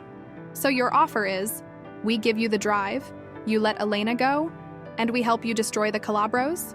In essence, yes, though there are details to negotiate. Marcus hasn't moved, but I can feel the tension radiating from him. This is the choice that matters. Play it safe and eventually lose, or gamble everything on an alliance with a woman who's motivated by vengeance. I need to talk to Sophie, alone. Katerina considers this, then nods. 5 minutes, but the guards stay. We move to the far corner of the warehouse, out of earshot but still visible. Marcus keeps his voice low, urgent. This is your decision too. If we do this, you're in it, all the way. No going back. I'm already in it, Marcus. They took Elena because of me. That's not what I'm asking. I'm asking if you can live with what comes next. Because if we help Katerina take down the Calabros, people will die. A lot of people. And some of them might not deserve it. The weight of the question settles over me. A week ago, I was a waitress trying to be invisible. Now I'm being asked to help start a gang war. The distance between those two realities is dizzying. But I think about Vincent's hand in my hair, about 4 years of looking over my shoulder, about Elena, bound to a chair because she had the bad luck to work for a man who protected me. I can live with it. Can you? Marcus studies my face, searching for something. Whatever he finds seems to satisfy him. Then we do this. But my rules. We get Elena out first. Then we negotiate terms. And Sophie? What? Stay close to me. Whatever happens next, don't trust anyone but me and Carlo. We return to Katerina, and Marcus delivers his answer with the confidence of someone who's negotiated at gunpoint before. We'll help you. But Elena goes free now, and we keep a copy of the ledger, insurance. That's not how trust works, Mr. Devlin. I'm not interested in trust. I'm interested in survival. Take it or leave it. The tension stretches between them like a wire about to snap. Then Katerina laughs, a sound like breaking glass. You have steel. I'll give you that. Fine. Your terms. But if you betray me, there won't be anywhere in this world you can hide. She gestures, and the guards cut Elena loose. She stands on shaking legs, fury and relief warring on her face. Carlo appears from somewhere, helps her toward the door. Katerina holds out her hand. The drive? Marcus pulls it from his pocket, but doesn't hand it over immediately. One more thing, Daniel Hartwell. I want him. Why? He's nothing. He's loose ends, and I don't like loose ends. Katerina considers this, then nods. Fine, consider him a gift. The address is in Queens. I'll text it to you. She takes the drive, examines it like it's a holy relic, which, in a way, it is. This small piece of plastic contains the information to destroy an empire. We'll be in touch, Mr. Devlin. Enjoy the war. We leave the warehouse, and I don't breathe properly until we're in the car. Moving, Elena safe in the back seat. She's silent, processing, and I recognize that particular kind of quiet. The aftermath of terror, when your body knows it should be afraid but your mind hasn't caught up yet. I'm sorry, I tell her. This is my fault. No, she says, her voice rough. It's theirs, and we're going to make them pay for it. The drive back is tense. Marcus is on the phone, speaking rapid Italian to someone, making arrangements I don't understand. Carlo drives with the focused intensity of someone expecting an ambush, and I sit in the back with Elena, 2 women caught in a war we didn't start but will apparently help finish. At the warehouse, Marcus's people gather around Elena, checking her for injuries, offering water and food and the particular comfort of people who understand what she's been through. She waves them off, impatient, focused only on Marcus. They wanted to know everything, she says, about your operations, your contacts, your weaknesses. I didn't tell them anything. I know. You're solid, Elena. But boss, there's something else. While I was there, I heard them talking. About Daniel. About how he's not just a consultant. He's the one who brought them the information about you. About Sophie. He's been working with Katerina from the beginning. The news hits like a physical blow. Daniel didn't just stumble into this. He orchestrated it, used me, used the ledger, used everything to set Marcus and the Calabros against each other while he and Katerina positioned themselves to take over what was left. He played us all, I say quietly. Yeah. And now we know where he is? Marcus pulls out his phone, reads the address Katerina sent. His expression darkens. Queens, residential neighborhood. He's been hiding in plain sight. What do? We pay him a visit, tonight. End this before it gets worse. But as he says it, his phone rings. Unknown number. He answers, listens, and his face goes completely white. Say that again. A pause. Then, how many?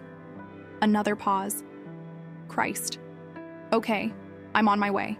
He hangs up, and when he looks at us, I see something I've never seen in Marcus Devlin's eyes before.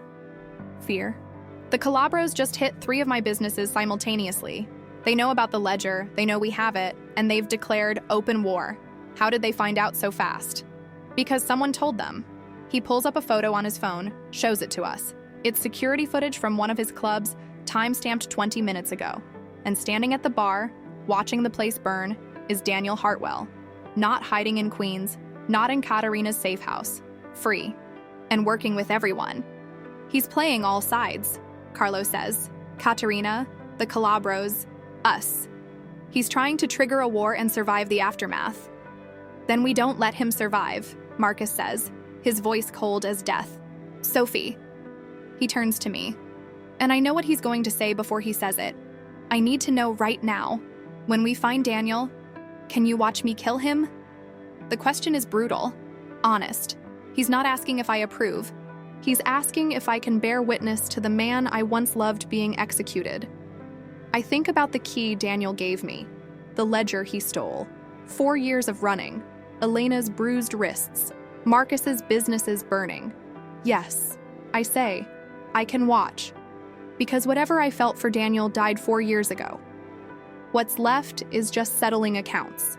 Marcus nods, something like respect in his eyes. Then his phone buzzes again. A video message. We watch in silence as the footage plays.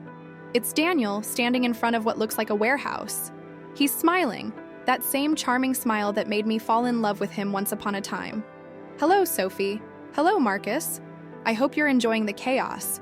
You see, I learned something important over the last 4 years. Information isn't power. Leverage is. And right now, I have all the leverage. The Calabros think I'm helping them find the ledger. Katerina thinks I'm helping her destroy them. And you two, you're just pieces on a board I've been playing since the day I met Sophie. The camera pans, and I see why he's so confident. Behind him, bound and gagged, are 3 people I recognize from Marcus's warehouse. His people, his family. You have 12 hours, Daniel continues, his voice cheerful. Bring me the original ledger, not a copy, the original, and I let them live. Try anything clever, and I start sending them back in pieces. Your move. The video ends. And written across the screen in red text, the real enemy isn't who you thought. Check your inner circle. The warehouse goes silent after Daniel's video ends. Marcus stands so still he could be carved from stone. But I see the muscle jumping in his jaw, the way his hands have curled into fists.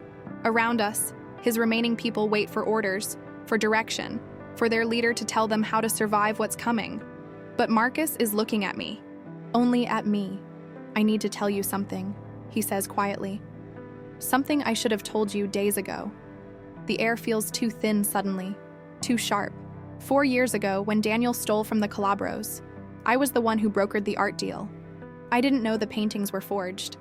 Didn't know Daniel was using me as cover. But when the Calabros came looking for answers, I gave them his name. I'm the reason he ran, the reason you had to run. The words land like stones in still water, ripples spreading outward, touching everything. I should be angry, should feel betrayed. But instead, I just feel tired. So tired of secrets, of lies, of the way the past keeps reaching forward to strangle the present. Why are you telling me this now? Because if we're going to survive what comes next, you need to know who I really am. Not the version I've been showing you, the real one. The one who makes deals with criminals and destroys people who get in his way. The one who saw a young artist getting used by a con man and made a business decision instead of a moral one. He's giving me an out, a chance to walk away before I'm in too deep. But we both know it's too late for that. I've been in too deep since the moment Vincent Ricci grabbed my hair. I don't care, I say. And the truth of it surprises me. 4 years ago, you made a choice. So did I. I chose to love someone who was using me. I chose to ignore the warning signs. I chose to run instead of fight. We're both here because of the choices we made. The question is, what do we choose now? Something shifts in Marcus's expression. Relief, maybe, or recognition. He crosses to me in 3 strides, and suddenly his hands are framing my face, tilting my head back so I have to meet his eyes. I choose to protect you, whatever it costs, whatever it takes, even if it means giving Daniel what he wants. We're not giving Daniel anything. We're taking back everything he stole. He releases me, turns to his people, and just like that, the vulnerable man disappears, replaced by the tactician I've watched operate for days. Carlo, I need locations on all of Daniel's known associates. Elena, pull up everything we have on the warehouse in that video. I want blueprints, access points, sight lines. Marco, get me a secure line to Katerina Volkov. If Daniel's playing all sides, then she needs to know her consultant is bleeding her dry. Everyone moves with purpose, and I stand there feeling useless until Marcus pulls me aside. I need you to do something for me. Something hard. What? I need you to remember everything about Daniel. Every place he mentioned. Every habit. Every detail. He's cocky enough to think we can't find him, which means he's using a location that feels safe to him. Personal. I close my eyes, forcing myself back to those months in Philadelphia. Daniel had been charming, attentive, always showing up with flowers or wine or tickets to gallery openings. But there had been gaps too. Times when he'd disappear for days and come back distracted. Once, I'd found a receipt in his jacket pocket, a storage facility in Queens. Queens, I say, opening my eyes. There's a storage place on Northern Boulevard. He rented a unit there, said it was for art supplies, but I never saw him bring anything to or from it. Address? I try to remember, piecing together fragments. Near the elevated train. I remember because the noise bothered me. There was a bodega on the corner, bright yellow sign. Corona? Jackson Heights? Marco is already typing, pulling up storage facilities. Within seconds, he has it. Safe Haven. Storage, Northern Boulevard and 93rd. 3 units registered under shell companies. One of them traces back to an LLC Daniel used in Philadelphia. Marcus's smile is sharp as broken glass. That's where he is. That's where he's keeping them. It could be a trap. It's definitely a trap, but it's also the only move we have. He turns to Elena, who's examining security footage on a laptop. How many exits? 2 confirmed, probably a 3rd through the roof. Guards? At least 4 visible, could be twice that inside. Marcus nods, calculating odds I can only guess at. Then he looks at me, and his expression softens just slightly. You stay here, with Carlo. If this goes wrong... No, I'm going with you. Sophie, he's using your people as bait because of me. Because I'm the one he wants to hurt. I'm going. You don't know how to... I know how to shoot. You taught me. And I know Daniel better than anyone. If there's a chance to talk him down, to buy you time, I need to be there. The logic is sound, even if the courage behind it is mostly fear dressed up as determination. Marcus studies my face, looking for cracks, for doubt. Whatever he finds makes him nod slowly. Okay. But you follow my lead, you stay behind me. And if I tell you to run, I run. I know. He pulls out the pistol he gave me earlier, checks it, hands it back. Safety off this time. You might need it fast. The weight of the weapon in my hand feels different now. Not foreign, just heavy with possibility. We load into 3 cars, Marcus and me in the lead, Elena and 2 others in the second, Carlo and 3 more in the third. It's not enough people to start a war, but it's what we have. As we drive through Queens in the late afternoon light, I watch the city transform from Manhattan's glass towers to the low brick buildings and elevated trains of the outer boroughs. This is where people come to disappear, to start over, to hide from whatever they're running from. 4 years ago, I was one of them. Now I'm driving toward the man I ran from, armed and accompanied by a crime boss who's become something I don't have words for yet. Protector, partner, the person whose presence makes me feel both terrified and invincible. Safe Haven storage is exactly as I remember. Chain link fence, rolling gates, rows of orange units under flickering fluorescent lights. We park a block away, approach on foot. The sun is setting, painting everything in shades of amber and shadow. Marcus holds up a fist. Stop.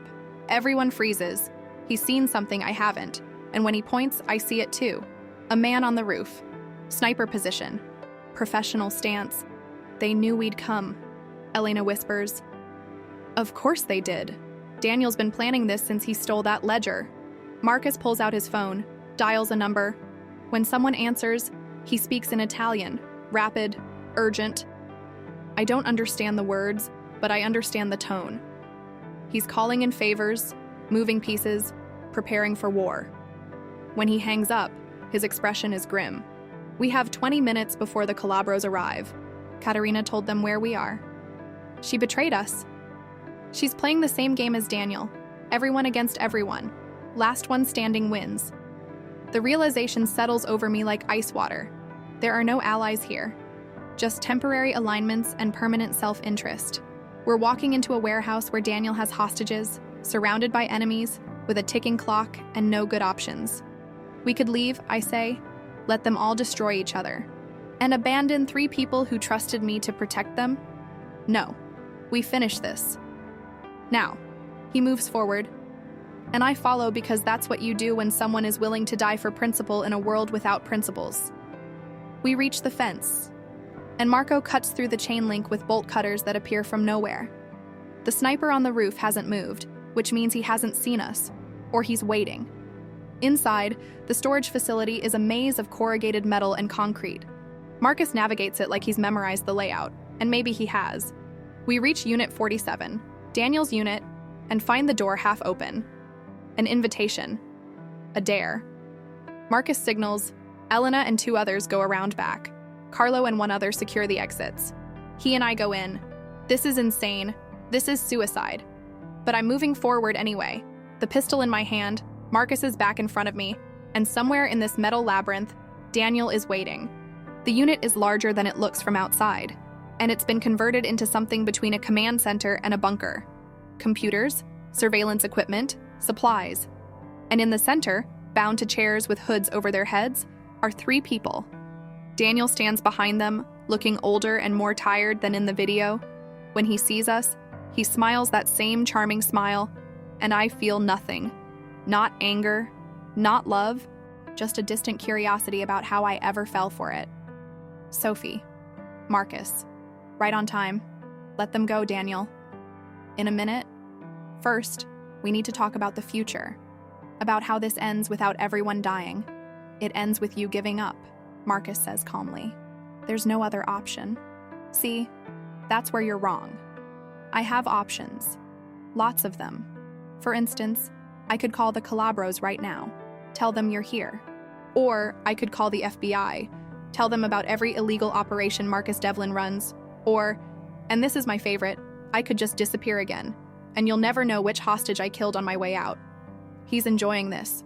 The power, the control, the way he's made everyone dance to his tune. I recognize this version of Daniel, the one who appeared when things didn't go his way, when his charm stopped working, the one I was terrified of before I ran. But I'm not terrified anymore. You're not going to kill them, I say, stepping out from behind Marcus. Because if you do, you lose your leverage. And without leverage, you're just a con man who pissed off the wrong people. Daniel's smile falters. Sophie. Still so naive, still thinking the best of people. No. I learned my lesson. I learned that people like you use love as a weapon. That you find vulnerable women and make them feel special right up until you need something from them. I loved you. You loved what I could do for you. There's a difference. Something flashes in his eyes. Hurt, maybe, or recognition. For a moment, I see the man I fell for. The one who recited poetry and kissed me in art galleries and made me believe I was extraordinary. Then the mask drops back into place. Fine. You want the truth? I used you. I used everyone. The Calabros, Katerina, Marcus, everyone's just a tool to get what I want. And what I want is to disappear with enough money to never worry again. So here's the deal. Give me the original ledger, give me $2 million, and I walk away. Everyone lives. Everyone wins. Except the people you've destroyed along the way, Marcus says. Collateral damage. It happens. The casual dismissal of human cost makes my stomach turn. This is who Daniel really is. Who he's always been. I just couldn't see it through the haze of flowers and poetry and the desperate need to be loved. Marcus pulls out a USB drive, the copy we made of the ledger. This is what you get. The information, not the original. And no money. You take it and disappear, or we all burn together. Daniel laughs. Actually laughs. You think I didn't plan for this? You think I don't have insurance? He pulls out a phone, presses a button. Suddenly, screens around the unit light up, live feeds of Marcus's businesses, his restaurants, his clubs, his legitimate operations. And in each one, I see packages, bombs, one call. Daniel says, that's all it takes. One call, and everything you've built explodes. Every person inside dies. That's 50, 60 innocent people. Bartenders, waiters, customers, all gone because you wouldn't give me what I want. The color drains from Marcus's face. This is the choice Daniel's been building toward: save 3 people and sacrifice dozens. Or let the hostages die and save everyone else. There is no good answer, there is no winning, just degrees of losing. You're bluffing, Marcus says, but his voice lacks conviction. Am I? Want to test that theory? The silence stretches between us, thick with violence and desperation. Then I see it, movement behind Daniel. One of the hostages, the hood slipping just slightly, enough to see their eyes, enough to see them mouth a single word. Gun. There's a weapon, under the chair, hidden. Don't calculate odds or consider consequences. I just move. I stumble forward, deliberately clumsy, and Daniel's attention snaps to me. In that split second, Marcus draws his weapon and I drop to my knees, reaching under the chair, finding cold metal, pulling it free just as Daniel realizes what's happening. Everything slows down. Daniel's hand moving toward his phone, Marcus shouting my name, the weight of the pistol in my hand, the choice I'm about to make. I've never killed anyone, never even imagined it, but I'm looking at a man who has hurt me, used me, and is about to murder innocent people out of spite. And I'm thinking about Vincent Ricci's hand in my hair, about 4 years of running, about Elena's bruised wrists and Marcus's businesses rigged to explode. I'm thinking about the woman I was, the one who believed invisibility was safety, and the woman I'm becoming, the one who fights back. I squeeze the trigger. The shot is deafening in the enclosed space. Daniel staggers, drops his phone, clutches his shoulder where my bullet found flesh. Not a kill shot. I wasn't aiming to kill, just to stop him. Marcus is moving, securing Daniel's phone, checking the hostages. Elena bursts in from the back entrance, weapon drawn. Carlo from the front, and I'm standing there, gun still raised, watching Daniel bleed and wondering who I've become. Sophie. Marcus says gently. It's over. You can put the gun down, but it's not over. Because Daniel is laughing through the pain, and his eyes have that manic gleam I remember from 4 years ago. You think that stops anything? You think I came here alone? The bombs are real, Sophie, and they're on a timer. You have... He glances at his watch. 17 minutes before everything Marcus loves turns into rubble. Where's the detonator? Wouldn't you like to know? Marcus grabs Daniel by his wounded shoulder, and the scream that comes out of him is animal and satisfying. Where is it? Fuck you. Marcus presses harder, and Daniel's face goes white. But he doesn't talk, won't talk. Whatever else he is, he's committed to this final play. We need to evacuate the buildings, Elena says. Get everyone out.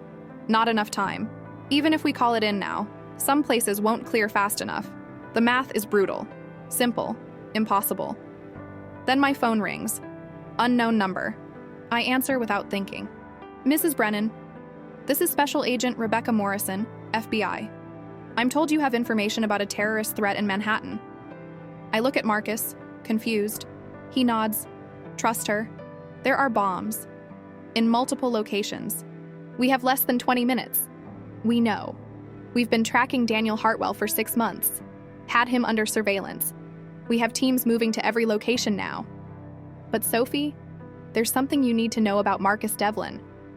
The way she says his name makes my blood cold. What?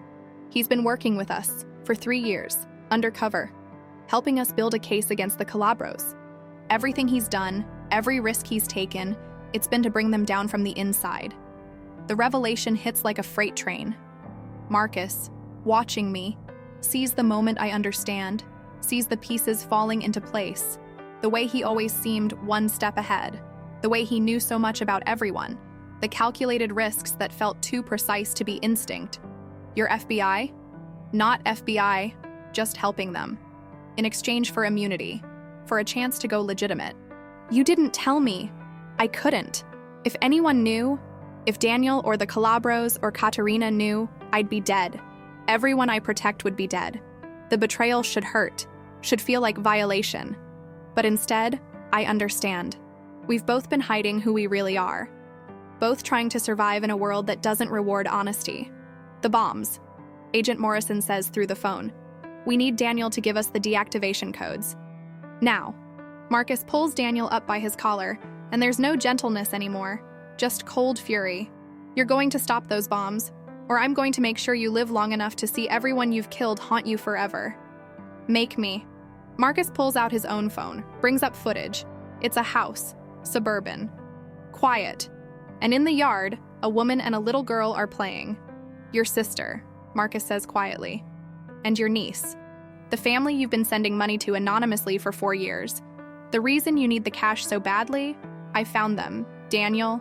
And if those bombs go off, if one person dies, they'll know what you did. They'll know what you really are. Your sister will spend the rest of her life knowing her daughter has no future because her uncle was a monster. Daniel's face crumbles. Whatever bravado he had shatters under the weight of that particular truth. He has people he loves. People he's been trying to protect the same way I've been trying to protect myself.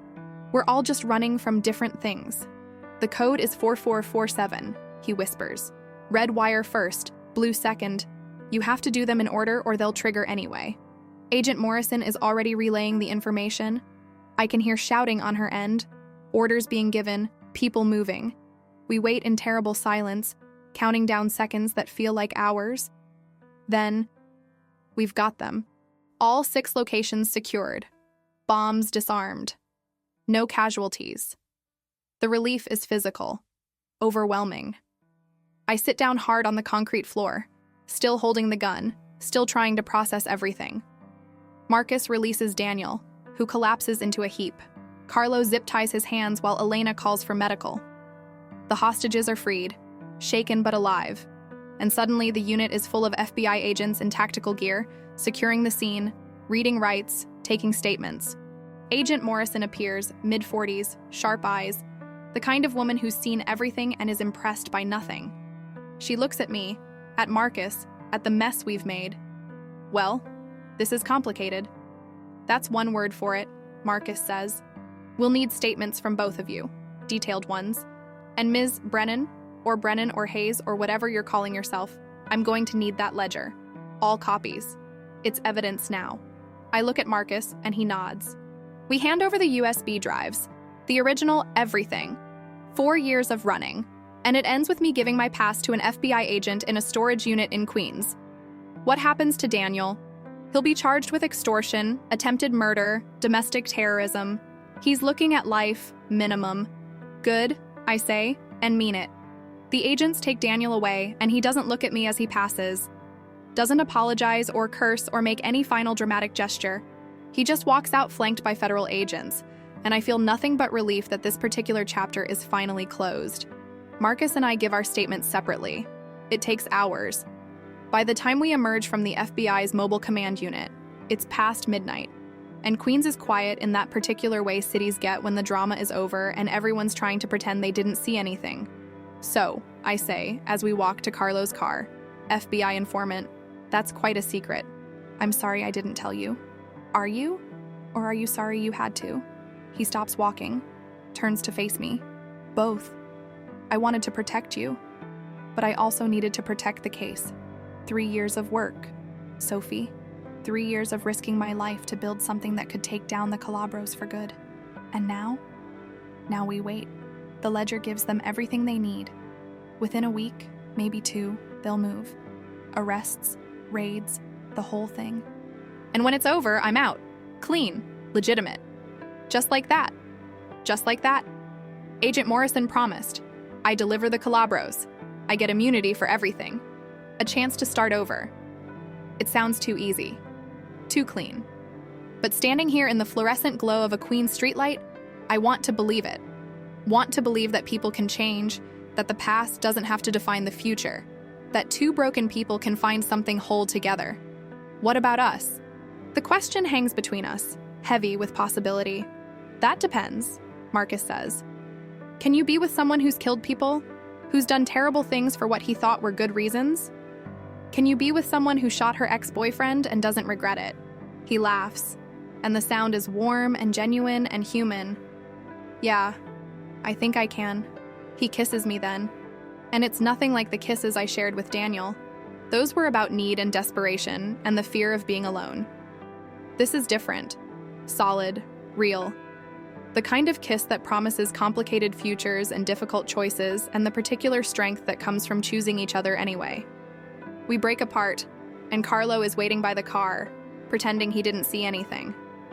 As we drive back to Manhattan, I lean against Marcus's shoulder and think about transformation, about how violence can break you or remake you, about the woman I was when Vincent Ricci grabbed my hair, and the woman I am now.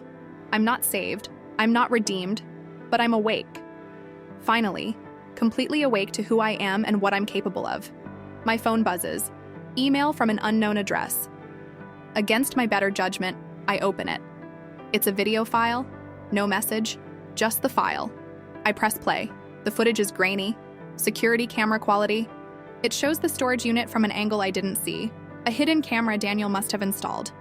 But it's not focused on the confrontation. It's focused on the hostages. And in the final seconds before I shot Daniel, one of them, the one who mouthed, "gun," looks directly at the camera and smiles. A smile I recognize from somewhere but can't place. Something familiar and terrifying. The video ends with a single line of text. You stopped one player, the game continues. We'll be in touch. I don't show Marcus the video. Not in the car, not when we arrive back at the warehouse where his exhausted team is celebrating Daniel's capture, not when Agent Morrison calls to schedule follow-up interviews. I keep it locked in my phone like a secret that might detonate if spoken aloud. The smile haunts me.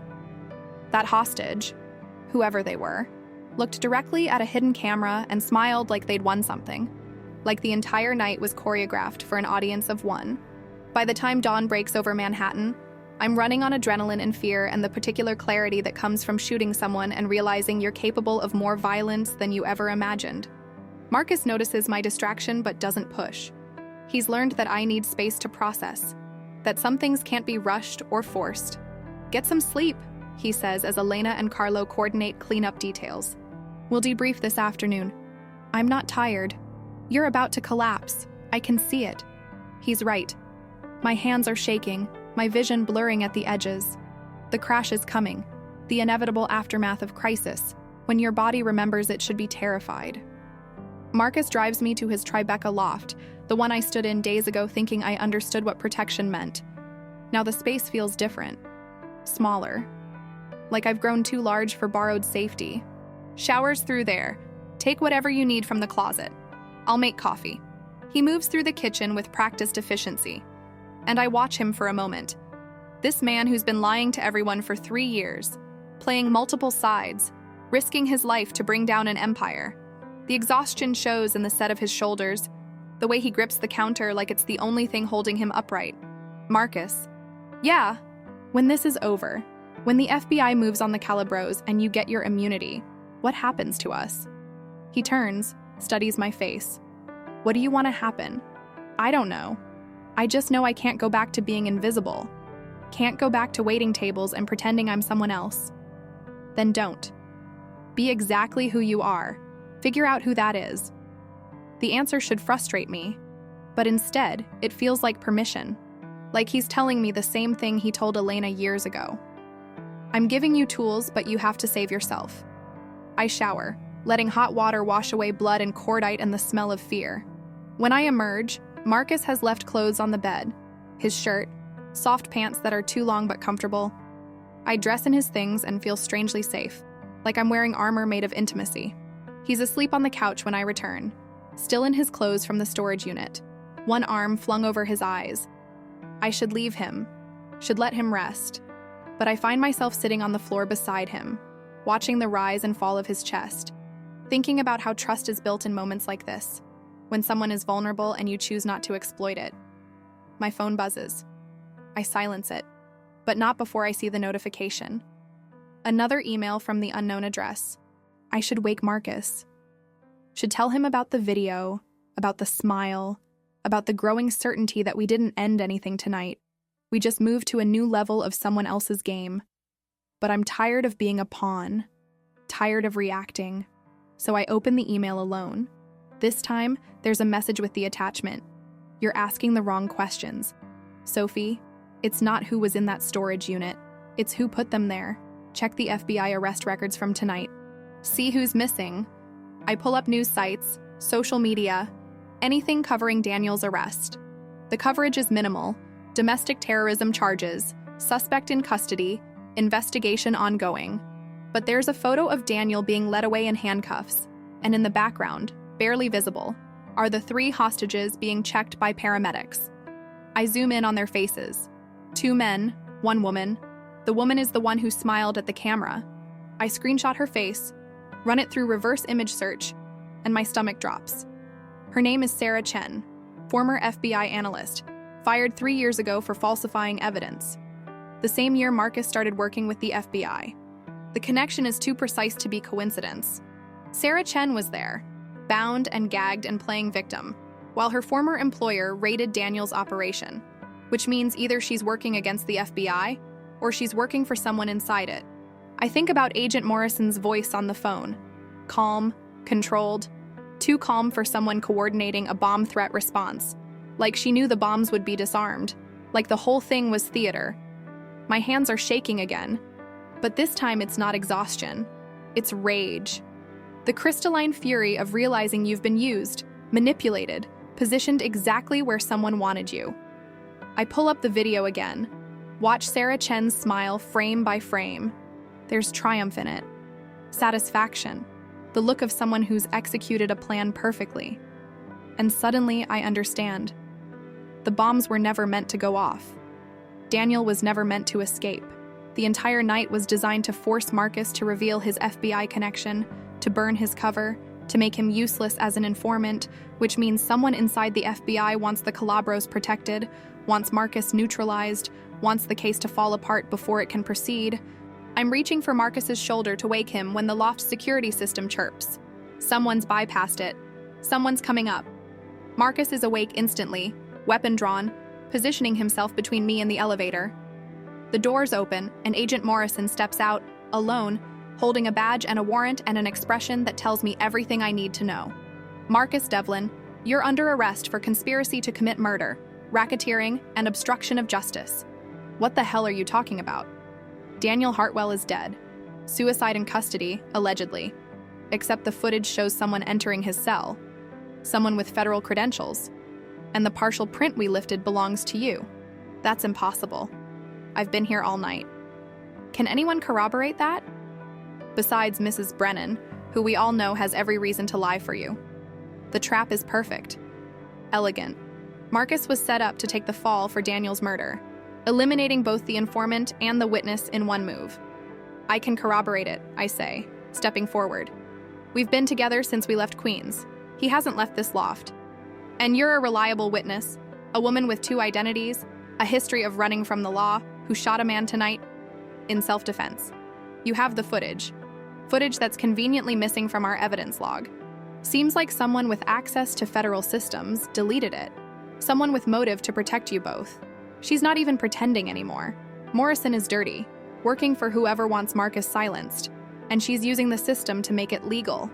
You have 10 seconds to put your weapon down, Marcus, or I call in tactical teams and this ends badly for everyone.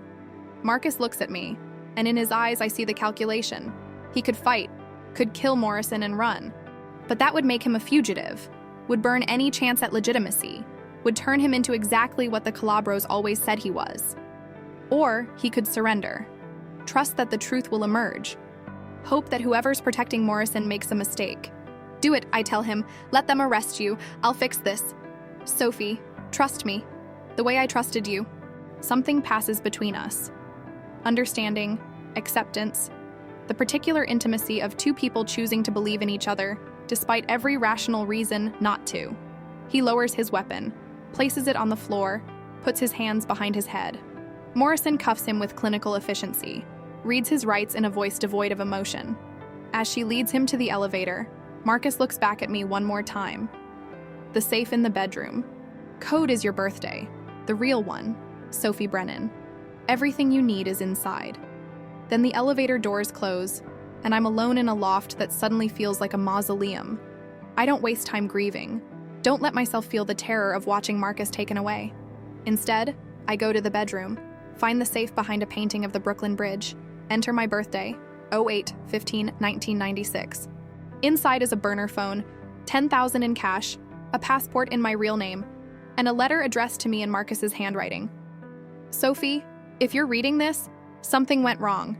I've been preparing for this possibility since I agreed to work with the FBI. Morrison is compromised. Has been for at least a year. She's feeding information to someone high up in the Calabro organization, probably their underboss. Vincent's brother, Paolo Calabro. He's the real power behind the family, and he's been systematically eliminating anyone who threatens their operation. The phone has one contact saved. Thomas Rivera, Assistant Director, FBI Organized Crime Division. He's clean. He's the one who recruited me. Tell him what happened. Give him everything. And Sophie, run if you have to. I'd rather you alive and far away than dead trying to save me. Whatever happens, know this. You're not the woman who ran anymore. You're the woman who fought back. Don't forget that. I read it 3 times, memorizing every word, then burn it in the kitchen sink per the instructions at the bottom. The smoke alarm screams until I silence it. And in the quiet that follows, I make a decision. I'm not running, not this time. Marcus gave me tools. Now I'm going to use them. I call Thomas Rivera from the burner phone. He answers on the second ring, suspicious but listening. I tell him everything. Morrison's arrival, the arrest, Daniel's convenient suicide, the missing footage. When I mention Sarah Chen, his silence stretches long and tense. How do you know that name? Because she was one of the hostages last night. Except she wasn't really a hostage, was she? Ms. Brennan, I need you to listen very carefully. Sarah Chen died 2 years ago. Car accident in Virginia. If someone using her identity was at that storage unit, then we have a much bigger problem than a dirty agent. The floor seems to tilt beneath me. What are you saying? I'm saying someone inside the FBI has been running a parallel operation, using deceased agents' credentials to move through our systems undetected. And if they've gone to this much trouble to burn Marcus's cover, then they're preparing for something big. The Calabros. Not just them. We've been tracking communications that suggest multiple families are consolidating. New York, Philadelphia, Boston. Someone's building an alliance, and they needed Marcus out of the way to do it. What about Katerina Volkov? Russian intelligence. Probably. Using the mob war as cover for her own operations. She's been on our radar for months. The pieces fall into place with terrible clarity. Everyone has been using everyone else. Daniel used me to get the ledger. Katerina used Daniel to destabilize Marcus's territory. The Calabros used the chaos to consolidate power. And somewhere in the FBI, someone has been protecting it all, eliminating threats, ensuring the system serves them instead of justice. I need you to come in, Rivera says. Protective custody. We can keep you safe while we sort this out. No. I'm done being protected. I'm done being kept safe while other people fight my battles. Mrs. Brennan. Sophie. And I'm not asking for permission. I'm telling you what's going to happen. You're going to get Marcus released. You're going to find out who's using Sarah Chen's identity. And I'm going to find out what the Calabros are really planning. That's not how this works. Then change how it works. Because if Marcus goes down for Daniel's murder, your entire case against the Calabros dies with him. And whoever's protecting them wins.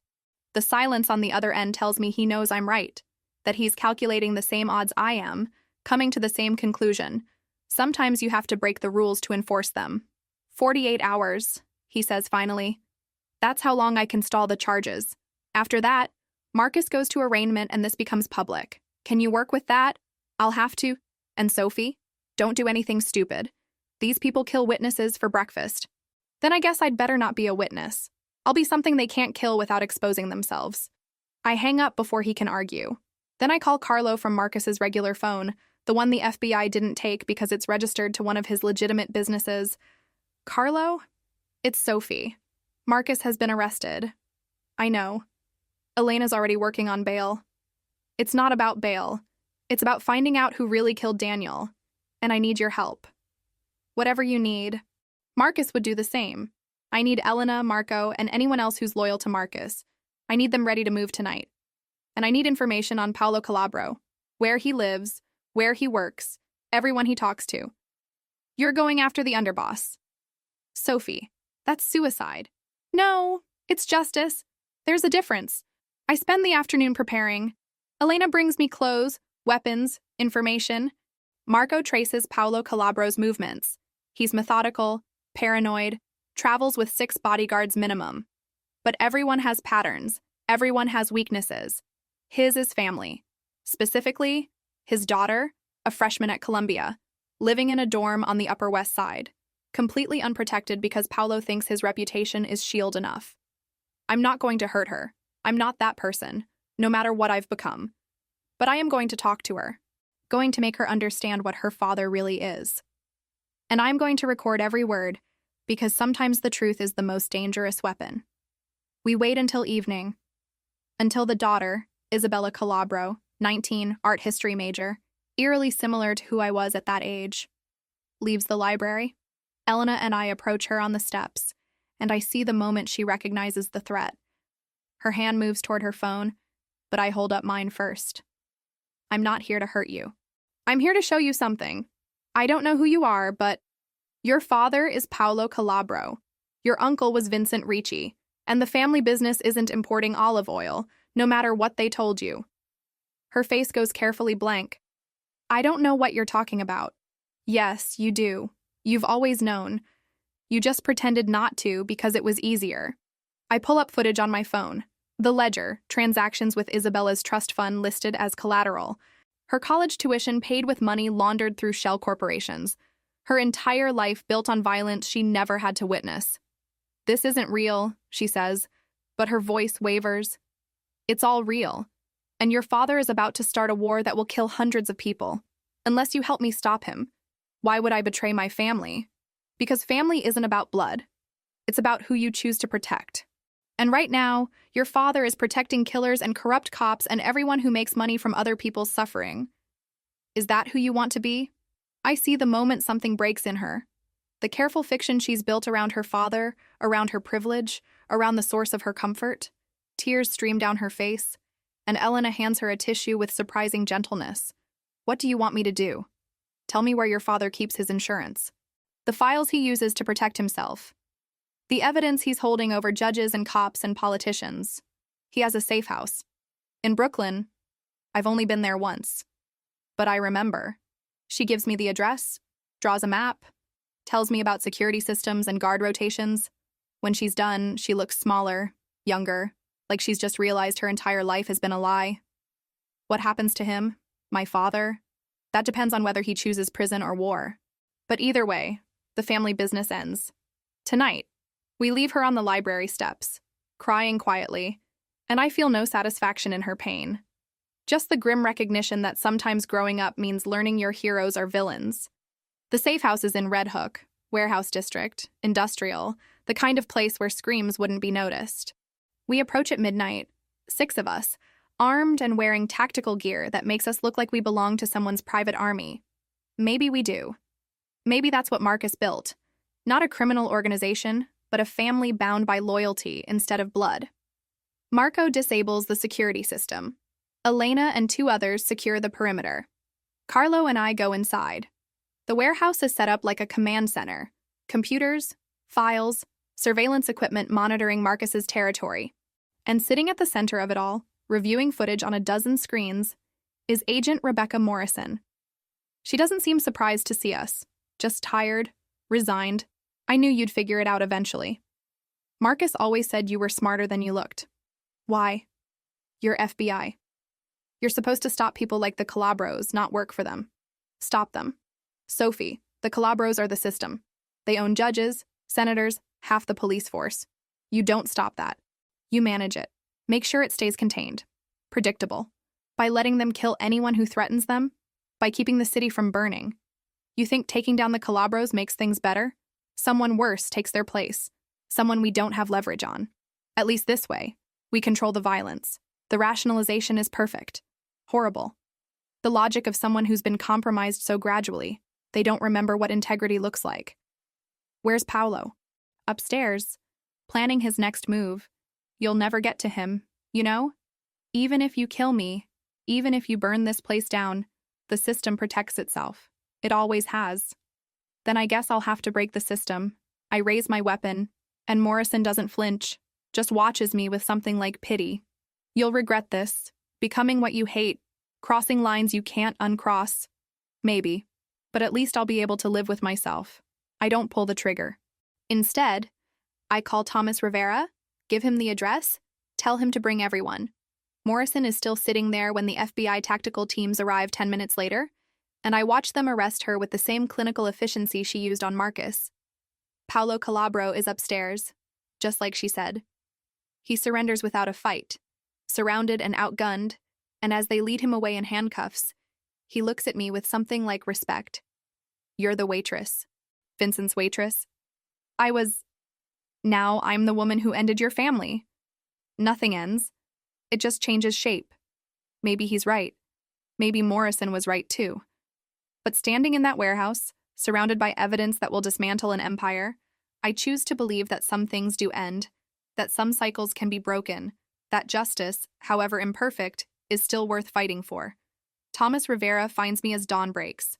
Marcus has been released, charges dropped, evidence of his setup provided to the judge. He'll be here soon. We'll have to give statements, testify, spend months untangling the web Morrison and Paolo built, but we'll do it together. Two people who learned that protection isn't about being kept safe. It's about being strong enough to fight back. I'm waiting on the warehouse steps when Marcus's car pulls up. He gets out slowly, still wearing the clothes from his arrest, looking exhausted and relieved and human. When he sees me, something in his expression breaks open. "You did it. You actually did it. We did it. You gave me the tools. I just used them." He pulls me into his arms, and I let myself feel it. The weight of what we've survived, the cost of what we've become, the possibility of what comes next. We stand there as the sun rises over Brooklyn, two broken people choosing each other in a broken world. Then my phone buzzes.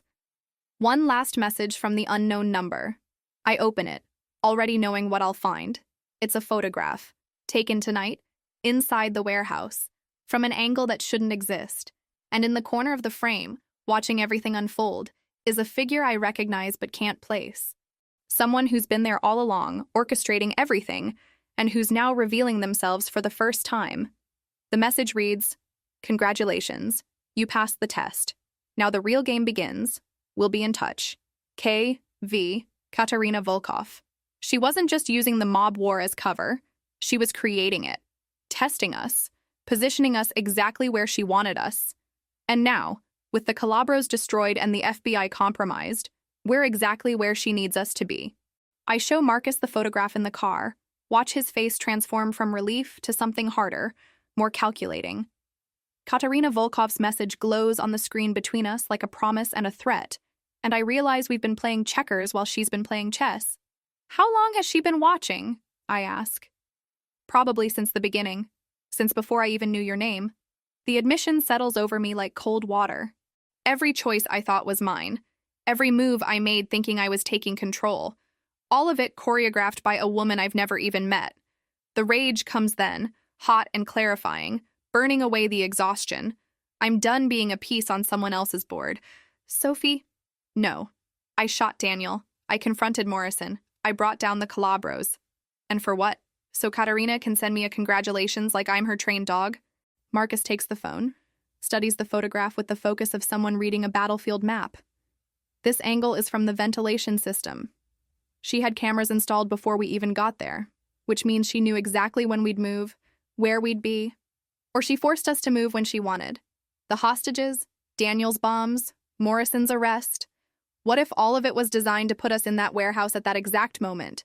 Then she got what she wanted. The question is why. We drive in silence back to Manhattan, and I watch the city wake up around us. People heading to work, living normal lives, completely unaware that in the shadows, empires are rising and falling. I used to be one of them. Now I'm something else. Something I don't have a name for yet. At the loft, Elena and Carlo are waiting with coffee and grim expressions. The news is already breaking. Paolo Calabro arrested, FBI agent Morrison charged with corruption, the Calabro organization in chaos. On paper, it looks like justice. In reality, it's just a power vacuum waiting to be filled. "Katerina's moving," Elena says without preamble. "We're tracking chatter from the Russians, the Yakuza, even the Irish. Everyone wants to know who's claiming Calabro territory. And they all think it's you," Carlo adds, looking at Marcus. "Word is you orchestrated the whole thing. Took down the Calabros to expand your empire." Which is exactly what Katerina wants them to think, Marcus says. She sets me up as the villain, waits for everyone to come at me, then picks up the pieces when I'm gone. "So we run," I say. We disappear. You have resources, connections. We could be in another country by tonight.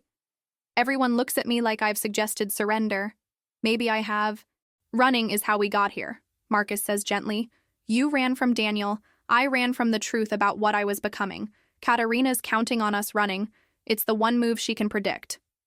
Then what do you suggest? We do what she doesn't expect. We call her bluff. We meet with her face to face and find out what she really wants.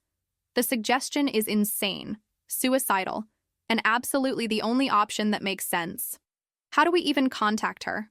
Marcus pulls out his phone, types a single message. I'm done playing. Let's talk. The response comes in seconds. Tonight. 8 p.m., the Met. Cloisters. Come alone, both of you. The Cloisters? Elena says. That's public. Tourists. Security cameras. Which means she's confident enough that she doesn't need privacy to make her move, Carlo adds. Or she actually wants to talk, I say. Maybe she's not the enemy. Maybe she's just another player trying to survive. Marcus looks at me with something between admiration and concern. You're giving her too much credit. Maybe. Or maybe I understand her better than you think. She lost everything. Had to rebuild from nothing. Sound familiar? The parallel hangs between us. Uncomfortable and true. Katarina and I are more alike than I want to admit. Women who learned that survival sometimes means becoming the thing you fear most. We spend the day preparing like we're going to war. Elena briefs me on Katarina's known history. Former intelligence officer, husband killed by the Calabros, spent 5 years building a network of contacts across 3 continents. She's brilliant, ruthless, and according to every source, completely untrustworthy. She plays the long game, Elena says. Everything she does serves a purpose, 3 moves ahead. If she's revealing herself now, it's because she's already won, or because she needs something she can't take by force. I don't know why I'm defending her. Maybe because I see myself in her story, the woman who lost everything and had to become someone new to survive. Maybe because I'm tired of assuming everyone is an enemy. At 6 p.m., Marcus finds me on the terrace, watching the sunset over the city. He hands me a glass of wine, and we stand in silence for a moment, just breathing. What happens if this goes wrong tonight? I ask. Carlo has instructions. Elena knows what to do. Thomas Rivera has copies of everything. If we don't walk out of the Cloisters, they'll make sure Katarina doesn't win. That's not what I'm asking. He turns to face me, and in the golden light, he looks younger, more human, like the lawyer he might have been in another life. What are you asking? I'm asking if you regret it. Protecting me. Getting involved with someone who brought all this chaos into your life. Sophie. Look at me. I do. His eyes are dark and serious and completely steady. The chaos was already here. You just made me remember why I was fighting it in the first place. Before you, I was just surviving, managing threats, keeping the peace. But I wasn't living, wasn't feeling anything real. You changed that. I shot someone. I threatened a teenager. I broke into a warehouse and held a federal agent at gunpoint. Those aren't the actions of someone who makes things better. No, they're the actions of someone who refuses to be a victim. There's a difference. He kisses me then, soft and deliberate, and I let myself feel it. The warmth, the safety, the particular intimacy of being known completely and chosen anyway. When we break apart, the sun has set, and the city is painted in shades of twilight. Whatever happens tonight, Marcus says, I want you to know. You're the bravest person I've ever met, and I'm honored that you chose to fight beside me. We're not done fighting yet. No, but we're fighting together. That's what matters. We arrive at the Cloisters at 7:45, early enough to scout the location.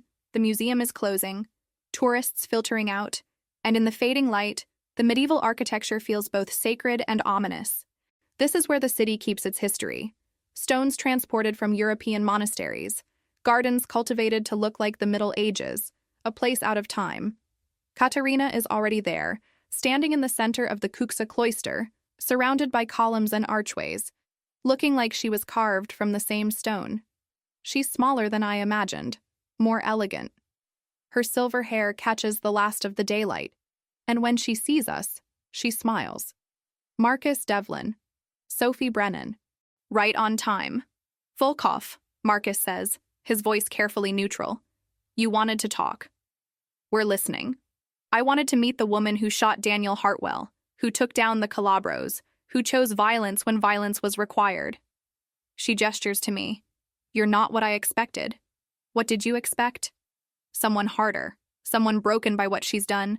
But you're still soft inside, still believe in redemption. It's charming. The condescension sets my teeth on edge, but I keep my voice level. Why did you orchestrate all this? The bombs? The setup? Putting Marcus in danger? Because I needed to see if you were strong enough for what comes next. And you are. You both are. Strong enough for what? Katerina walks closer, her heels clicking on ancient stone, and I resist the urge to step back. The Calabros weren't the real enemy. They were just a symptom. For decades, families like them have controlled this city, draining it, corrupting it, turning it into a machine that eats the weak and empowers the cruel. I want to dismantle that machine, permanently. And you need us to do it, Marcus says. I need you because you're the only person who's ever held territory without joining the old system. You've kept the peace without becoming what you fight. That's rare, valuable. And it makes you the perfect figurehead for what I'm building, which is a new order. One where criminals answer to someone who actually enforces rules. Where violence serves a purpose beyond profit. Where people like Sophie don't have to spend 4 years running because they loved the wrong person. The vision is seductive, dangerous, exactly what I would want if I didn't know how power corrupts. And what's your role in this new order? I ask. Advisor, partner. The person who ensures the system functions without devolving into chaos. You mean controller, Marcus says. You build us up, make us dependent on your resources, and then you own us. I mean ally. But believe what you want. The offer stands. Work with me, and we create something better. Refuse. And you'll spend the rest of your lives fighting wars I've already won. The ultimatum hangs in the air between us. Behind Katerina, I see movement, figures in the shadows, security that's hers, not the museum's. We're surrounded, outnumbered, and she knows it. You could kill us right now, I say. Why bother with recruitment? Because dead martyrs are harder to control than living allies. And because, despite everything, I respect you. Both of you. You've survived more than most people endure in a lifetime. That deserves acknowledgement. It deserves a choice, Marcus says. Not an ultimatum. Life is ultimatums, Mr. Devlin. You, of all people, should know that. She's not wrong, but she's also not right. There's always a third option, even when you can't see it yet. Give us 24 hours, I say, to think about it, to decide if we can trust you. Trust is earned, not given, Katerina says. But fine. 24 hours. After that, I move forward with or without you. And, Sophie, she looks directly at me, and her expression softens just slightly. Your instinct to defend me earlier, to see me as something other than a villain, it was correct. I'm not your enemy. I'm the only person who understands what it costs to become the thing you need to be to survive. Remember that when you make your decision. She walks away, her security melting into the shadows with her. And suddenly Marcus and I are alone in the medieval cloister, surrounded by stones that have witnessed centuries of power struggles and survived them all. Do you believe her? I ask. I believe she believes what she's saying. Whether that makes it true is another question. We walk back to the car in silence, both processing the impossible choice Katerina's offered. Work with her and maybe create something better. Refuse and definitely spend our lives fighting her. My phone buzzes. Text from Thomas Rivera. Need to see you both. Now, evidence has surfaced about Morrison that changes everything. We drive to the FBI field office, and Rivera meets us in a secure conference room, looking like he hasn't slept in days. Spread across the table are documents, photographs, transcripts of conversations. Morrison wasn't just dirty, Rivera says. She was terrified. Someone has been blackmailing her for 2 years, threatening her family. We found emails, recordings of phone calls where she's begging them to stop. Who was blackmailing her? Marcus asks. Rivera pulls up a photograph. It's grainy, taken from distance, but the face is unmistakable. Katerina Volkov. She forced Morrison to work for the Calabros, used her to protect Paolo while simultaneously feeding us information to take him down. Morrison was a puppet, and Katerina was pulling the strings the entire time. The revelation crashes over me like a wave. Every word Katerina said tonight was a lie. She wasn't trying to dismantle the system. She was becoming it, using us to eliminate her competition while she consolidated power.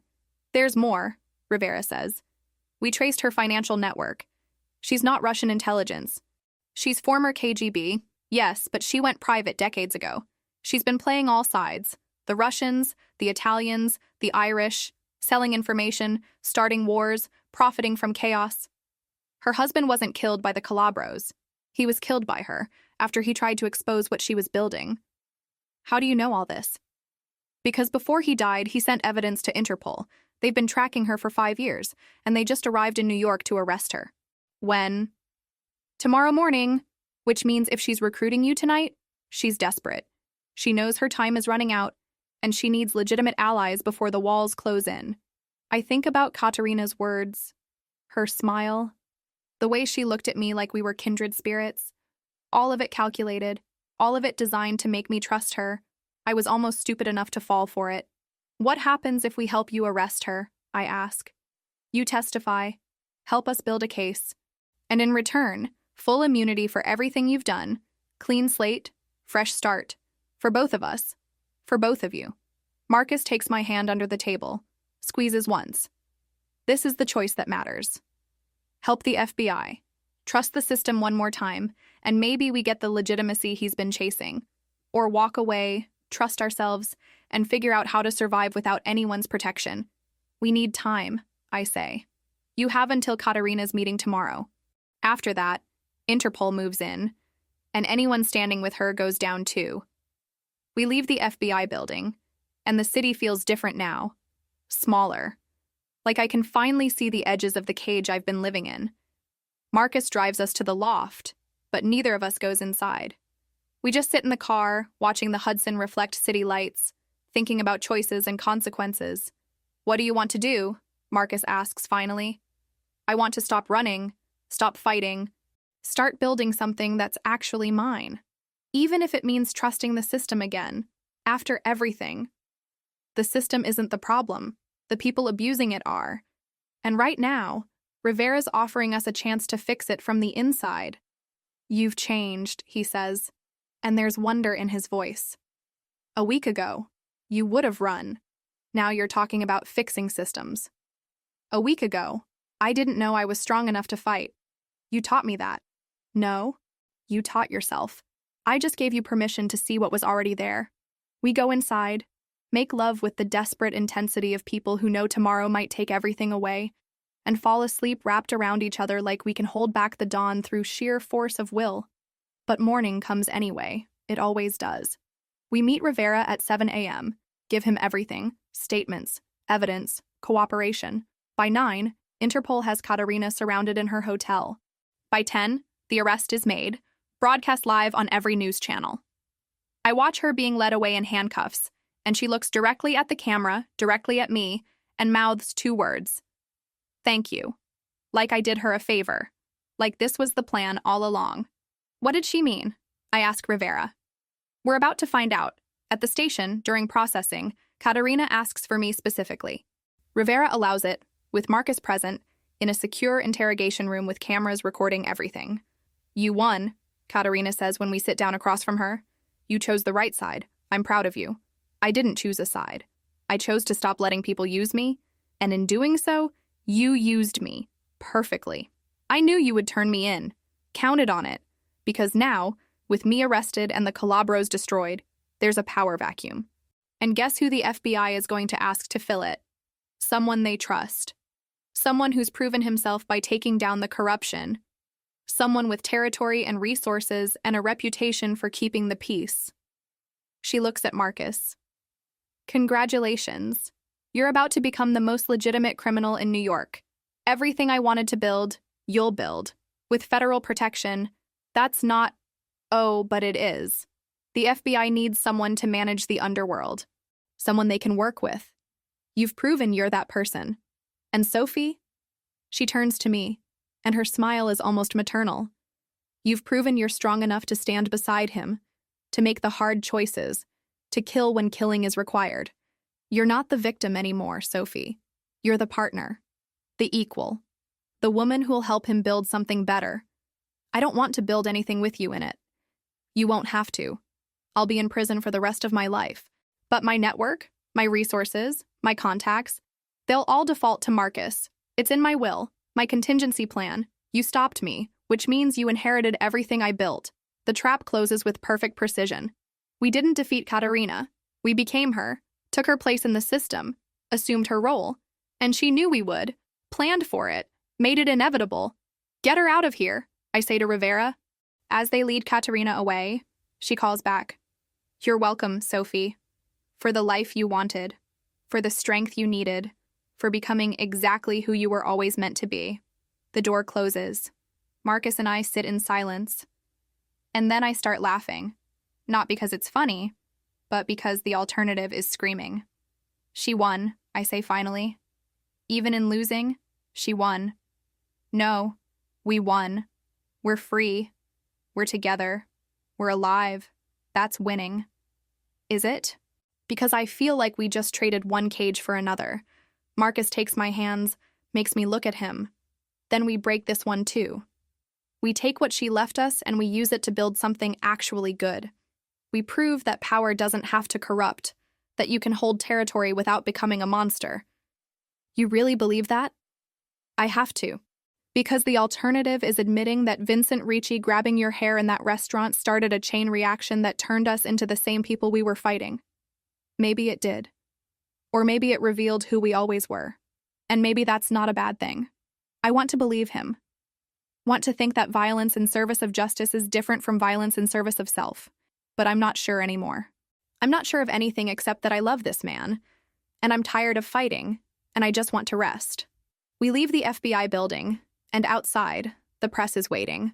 Rivera makes a statement about corruption exposed, justice served, a new era of cooperation between law enforcement and community leaders.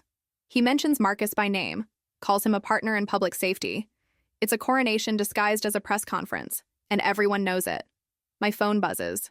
Message from an unknown number. I open it, already knowing it won't be good news. It's a video. Timestamped 2 hours ago. Location. Somewhere in Brooklyn. The figure on screen steps into the light, and my breath catches.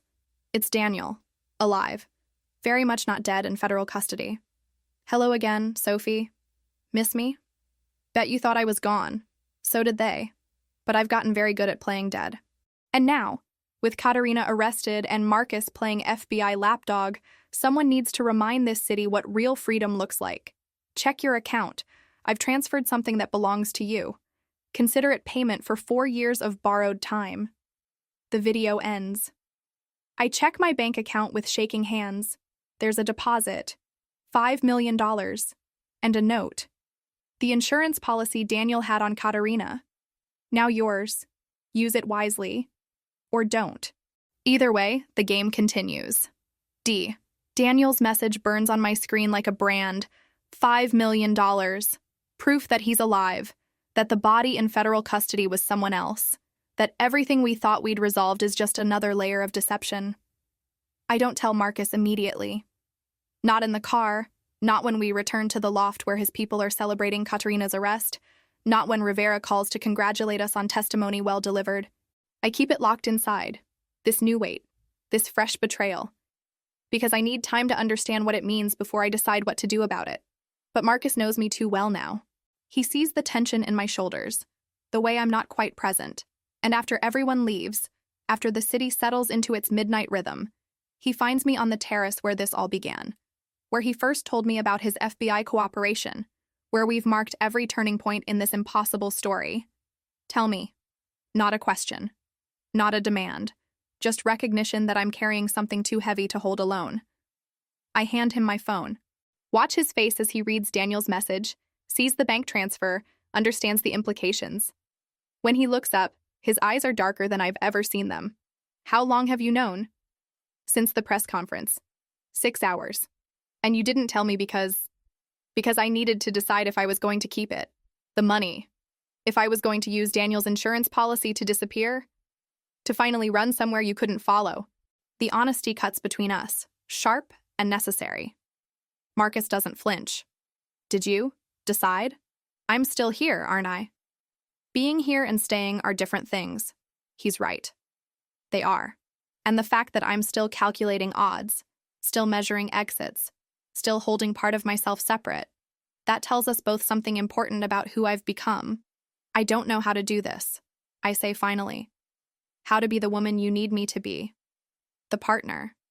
The equal. I shot Daniel once, and he came back. What's to stop him from coming back again? What's to stop any of this from happening again? Nothing. There are no guarantees, Sophie. Not in this life. Not in any life. You just choose who you want to fight beside and you hold on. What if I'm tired of fighting? Then we stop. We take Daniel's money. We disappear. We build something quiet somewhere far from here. I'll walk away from all of it if that's what you need. The offer is genuine. Tempting. A year ago, even a week ago, I would have taken it without hesitation. But standing here, watching Manhattan glitter in the dark, I realize something has shifted inside me. I don't want to run anymore. I want to finish what we started. No, I say. We don't run. We end this. Permanently. We find Daniel, we get answers, and we close this chapter for good. Even if it means becoming everything you were afraid of becoming, I'm already everything I was afraid of. I've killed. I've threatened innocence. I've burned down systems to save myself. The question isn't who I've become. It's what I do with it now. Marcus pulls me close, and I let myself lean into him, feeling the steady beat of his heart against my cheek. This is what safety feels like, I realize. Not the absence of danger, but the presence of someone who sees you completely and chooses you anyway. Then we do it together, he says. But Sophie, this time, we do it my way. No more improvising, no more solo missions. We plan, we prepare, and we finish this so thoroughly that Daniel doesn't get a chance to resurrect himself again. Agreed. But first, we need to understand how he faked his death. Who helped him? Where he's been hiding? I know someone who might have answers. The someone is Isabella Calabro, the daughter I confronted on the Columbia campus, who gave me her father's safe house location. She's been in protective custody since Paolo's arrest, cooperating with the FBI, trying to untangle herself from her family's legacy. We meet her the next morning at a safe house in Queens, neutral territory, FBI agents watching from a distance. She looks smaller than I remember, younger, like the weight of her family's sins has aged her backward into childhood. I didn't think I'd see you again, she says when I sit down across from her. I didn't think I'd need to. But things have gotten complicated. More complicated than destroying my family? The accusation is fair, sharp. I don't deflect it. Yes, because the man I thought we killed is alive, and I need to know if your father knew about it. If the Calabros helped Daniel fake his death. Isabella is quiet for a long moment, studying her hands. When she speaks, her voice is barely above a whisper. There were 2 bodies prepared.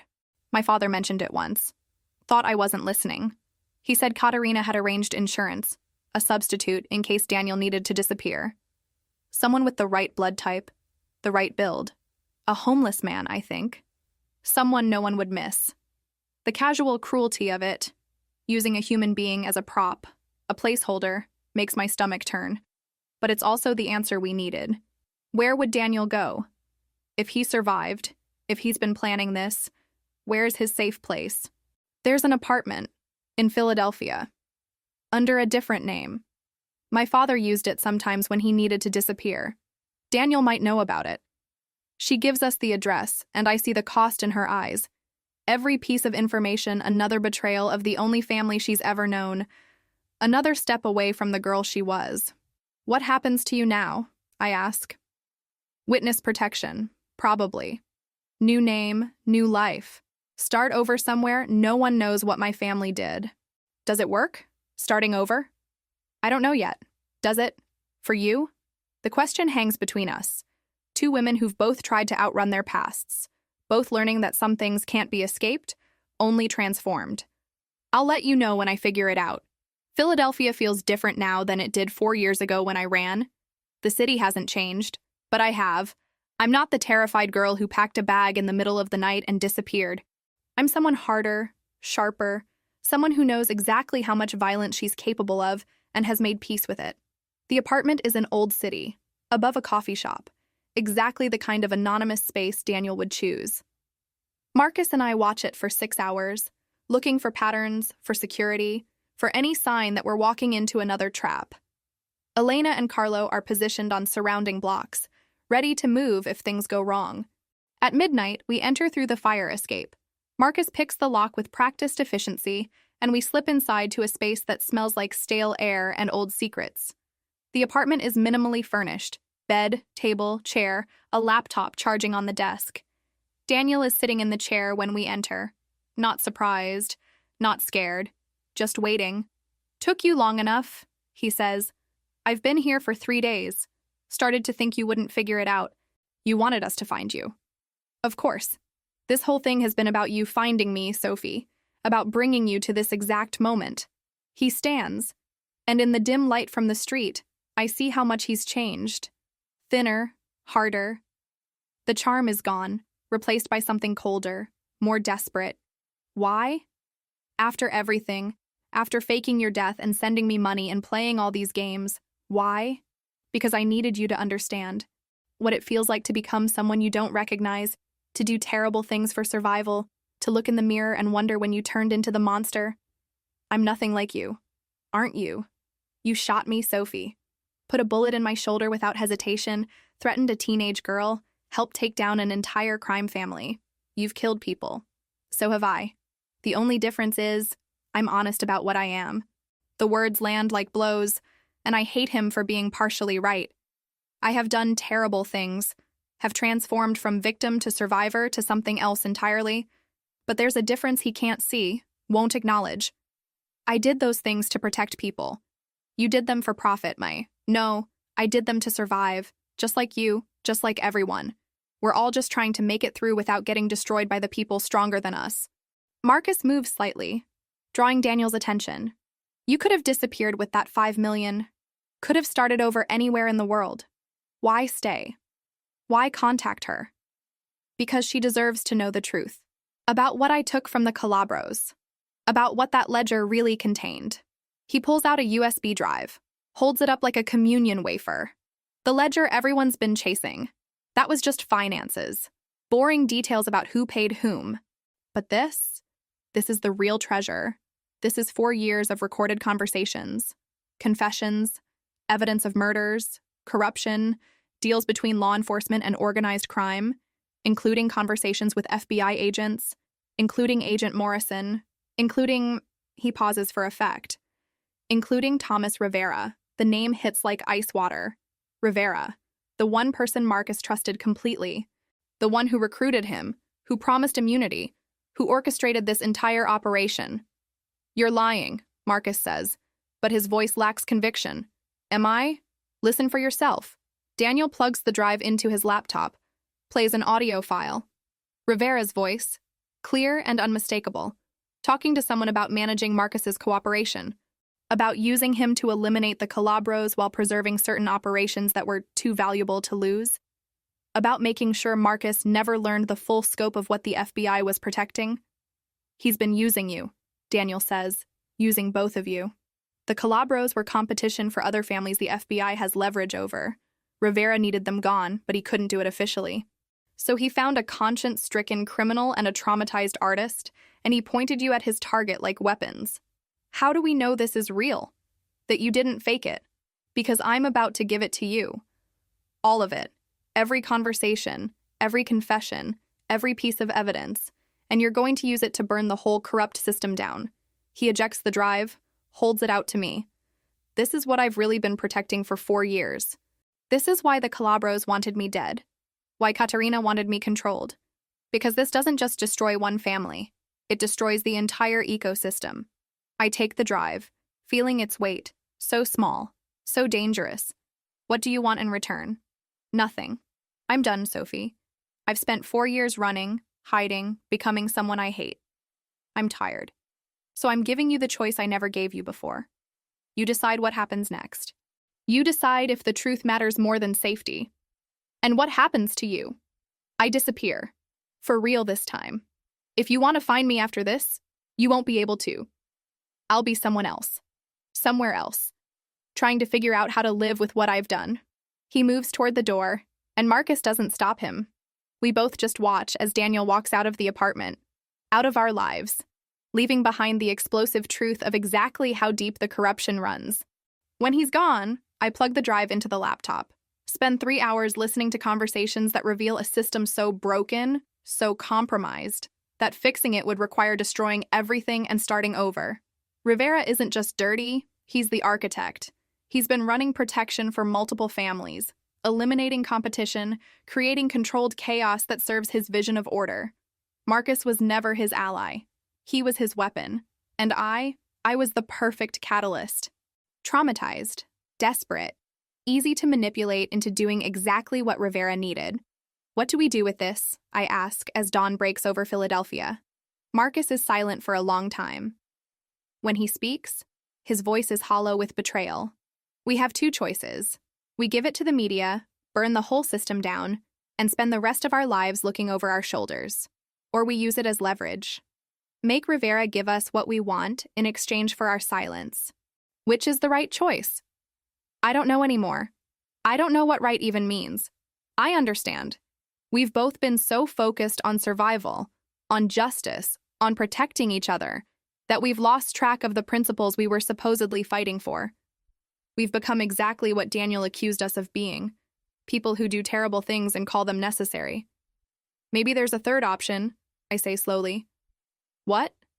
We give it to someone who's still clean, someone who has the power to act but hasn't been compromised, someone who might actually use it to make things better instead of just redistributing the power.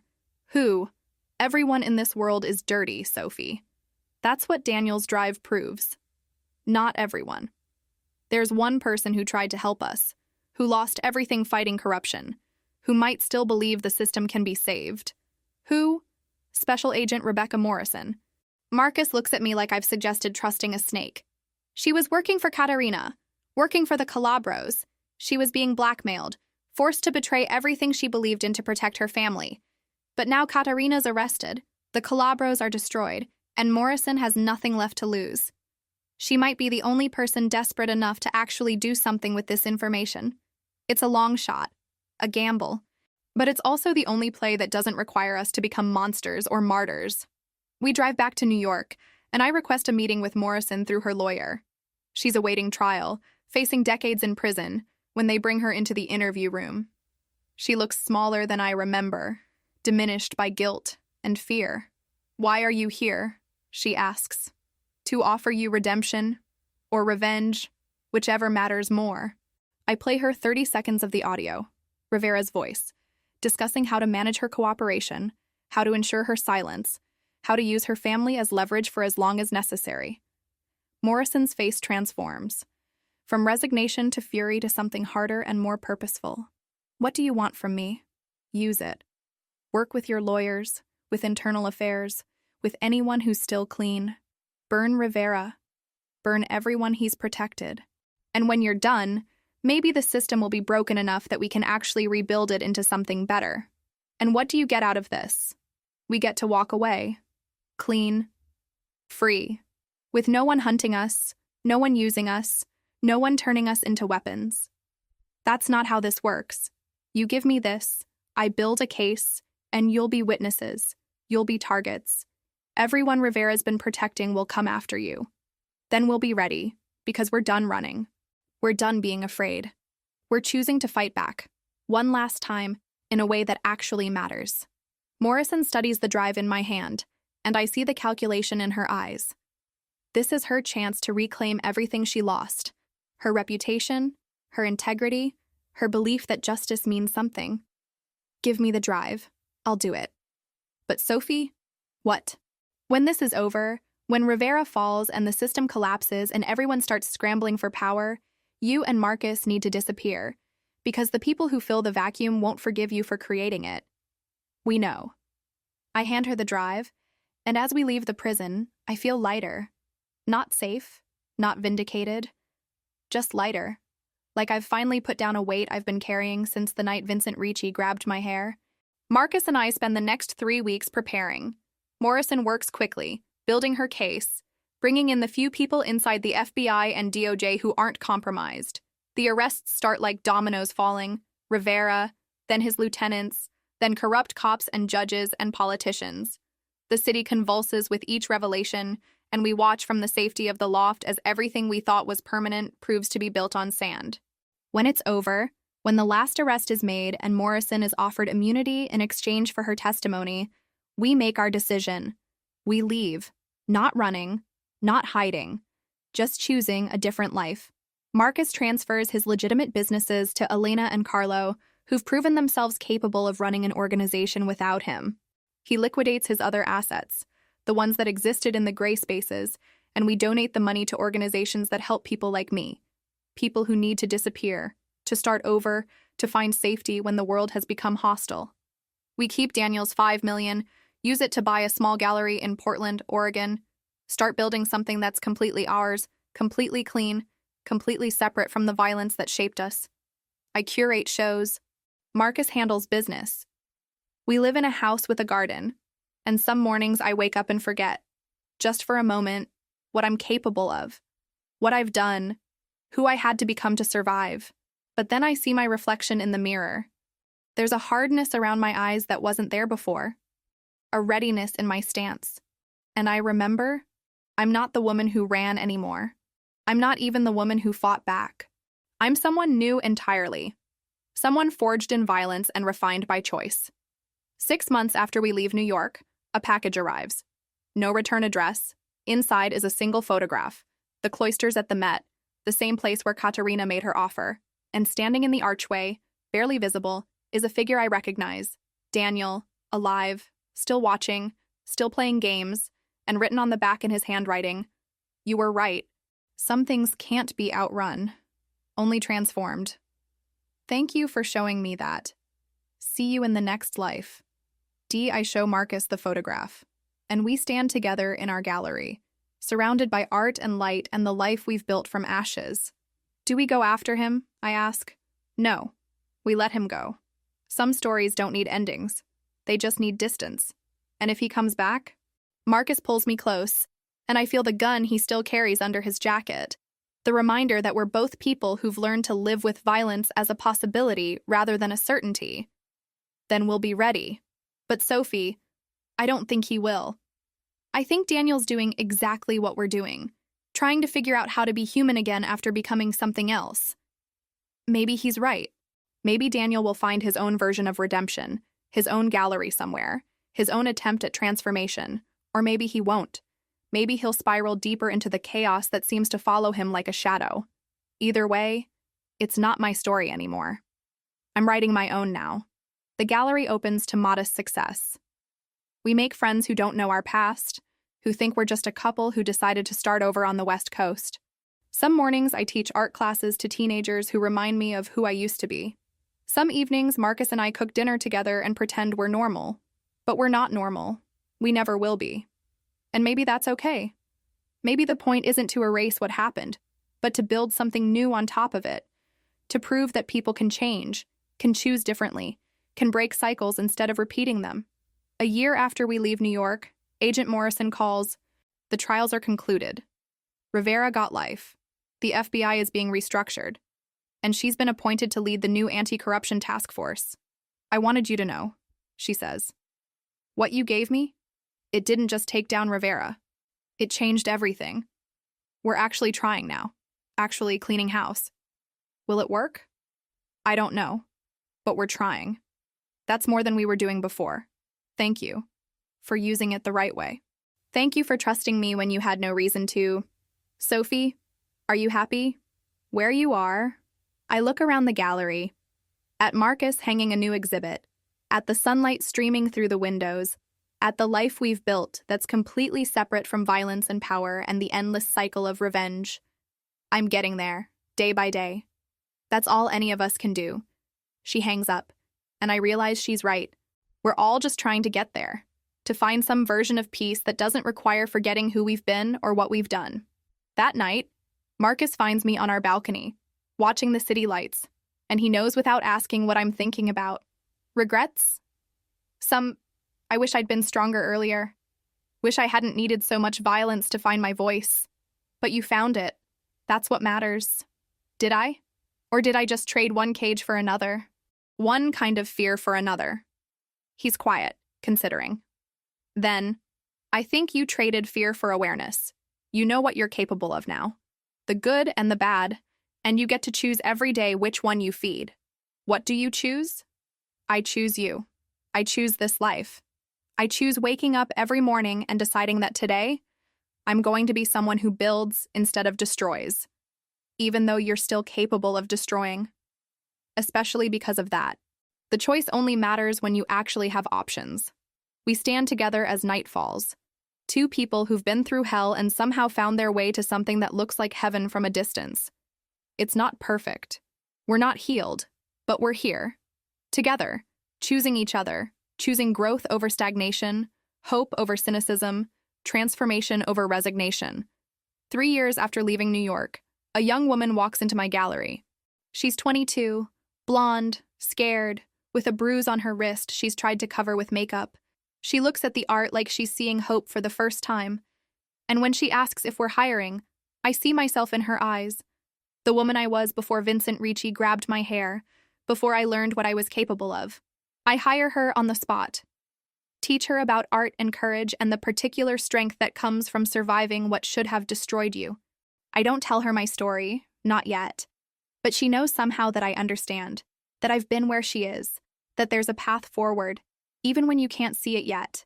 One day, she'll be ready to hear about transformation, about how the most powerful thing you can do is refuse to be only what was done to you, about how you can carry violence and choose peace, how you can know darkness intimately and still walk toward the light. But for now, I just show her how to hang paintings, how to talk to customers, how to see herself as someone valuable instead of someone damaged. And in teaching her, I remember my own transformation. Remember Marcus's hand steadying mine on a pistol, Elena's fierce loyalty, Carlo's quiet kindness, even Daniel's final gift of truth. All the people who showed me in their own broken ways that survival isn't enough. You have to decide what you're surviving for. I'm surviving for this. For mornings in the gallery with coffee and art and Marcus's steady presence. For the young woman learning to see herself differently. For the choice I make every day to feed hope instead of fear. To build instead of burn. To transform instead of repeat. They say facing danger is how you get lost. I learned the opposite. It was only when I stopped looking away, from Daniel, from Marcus, from myself, that I finally found my way home. If you made it to the end of this story, let us know in the comments which city you're watching from, and click the yellow bell to subscribe to the channel and support us. Keep the adventure going by clicking on the suggested video on your screen.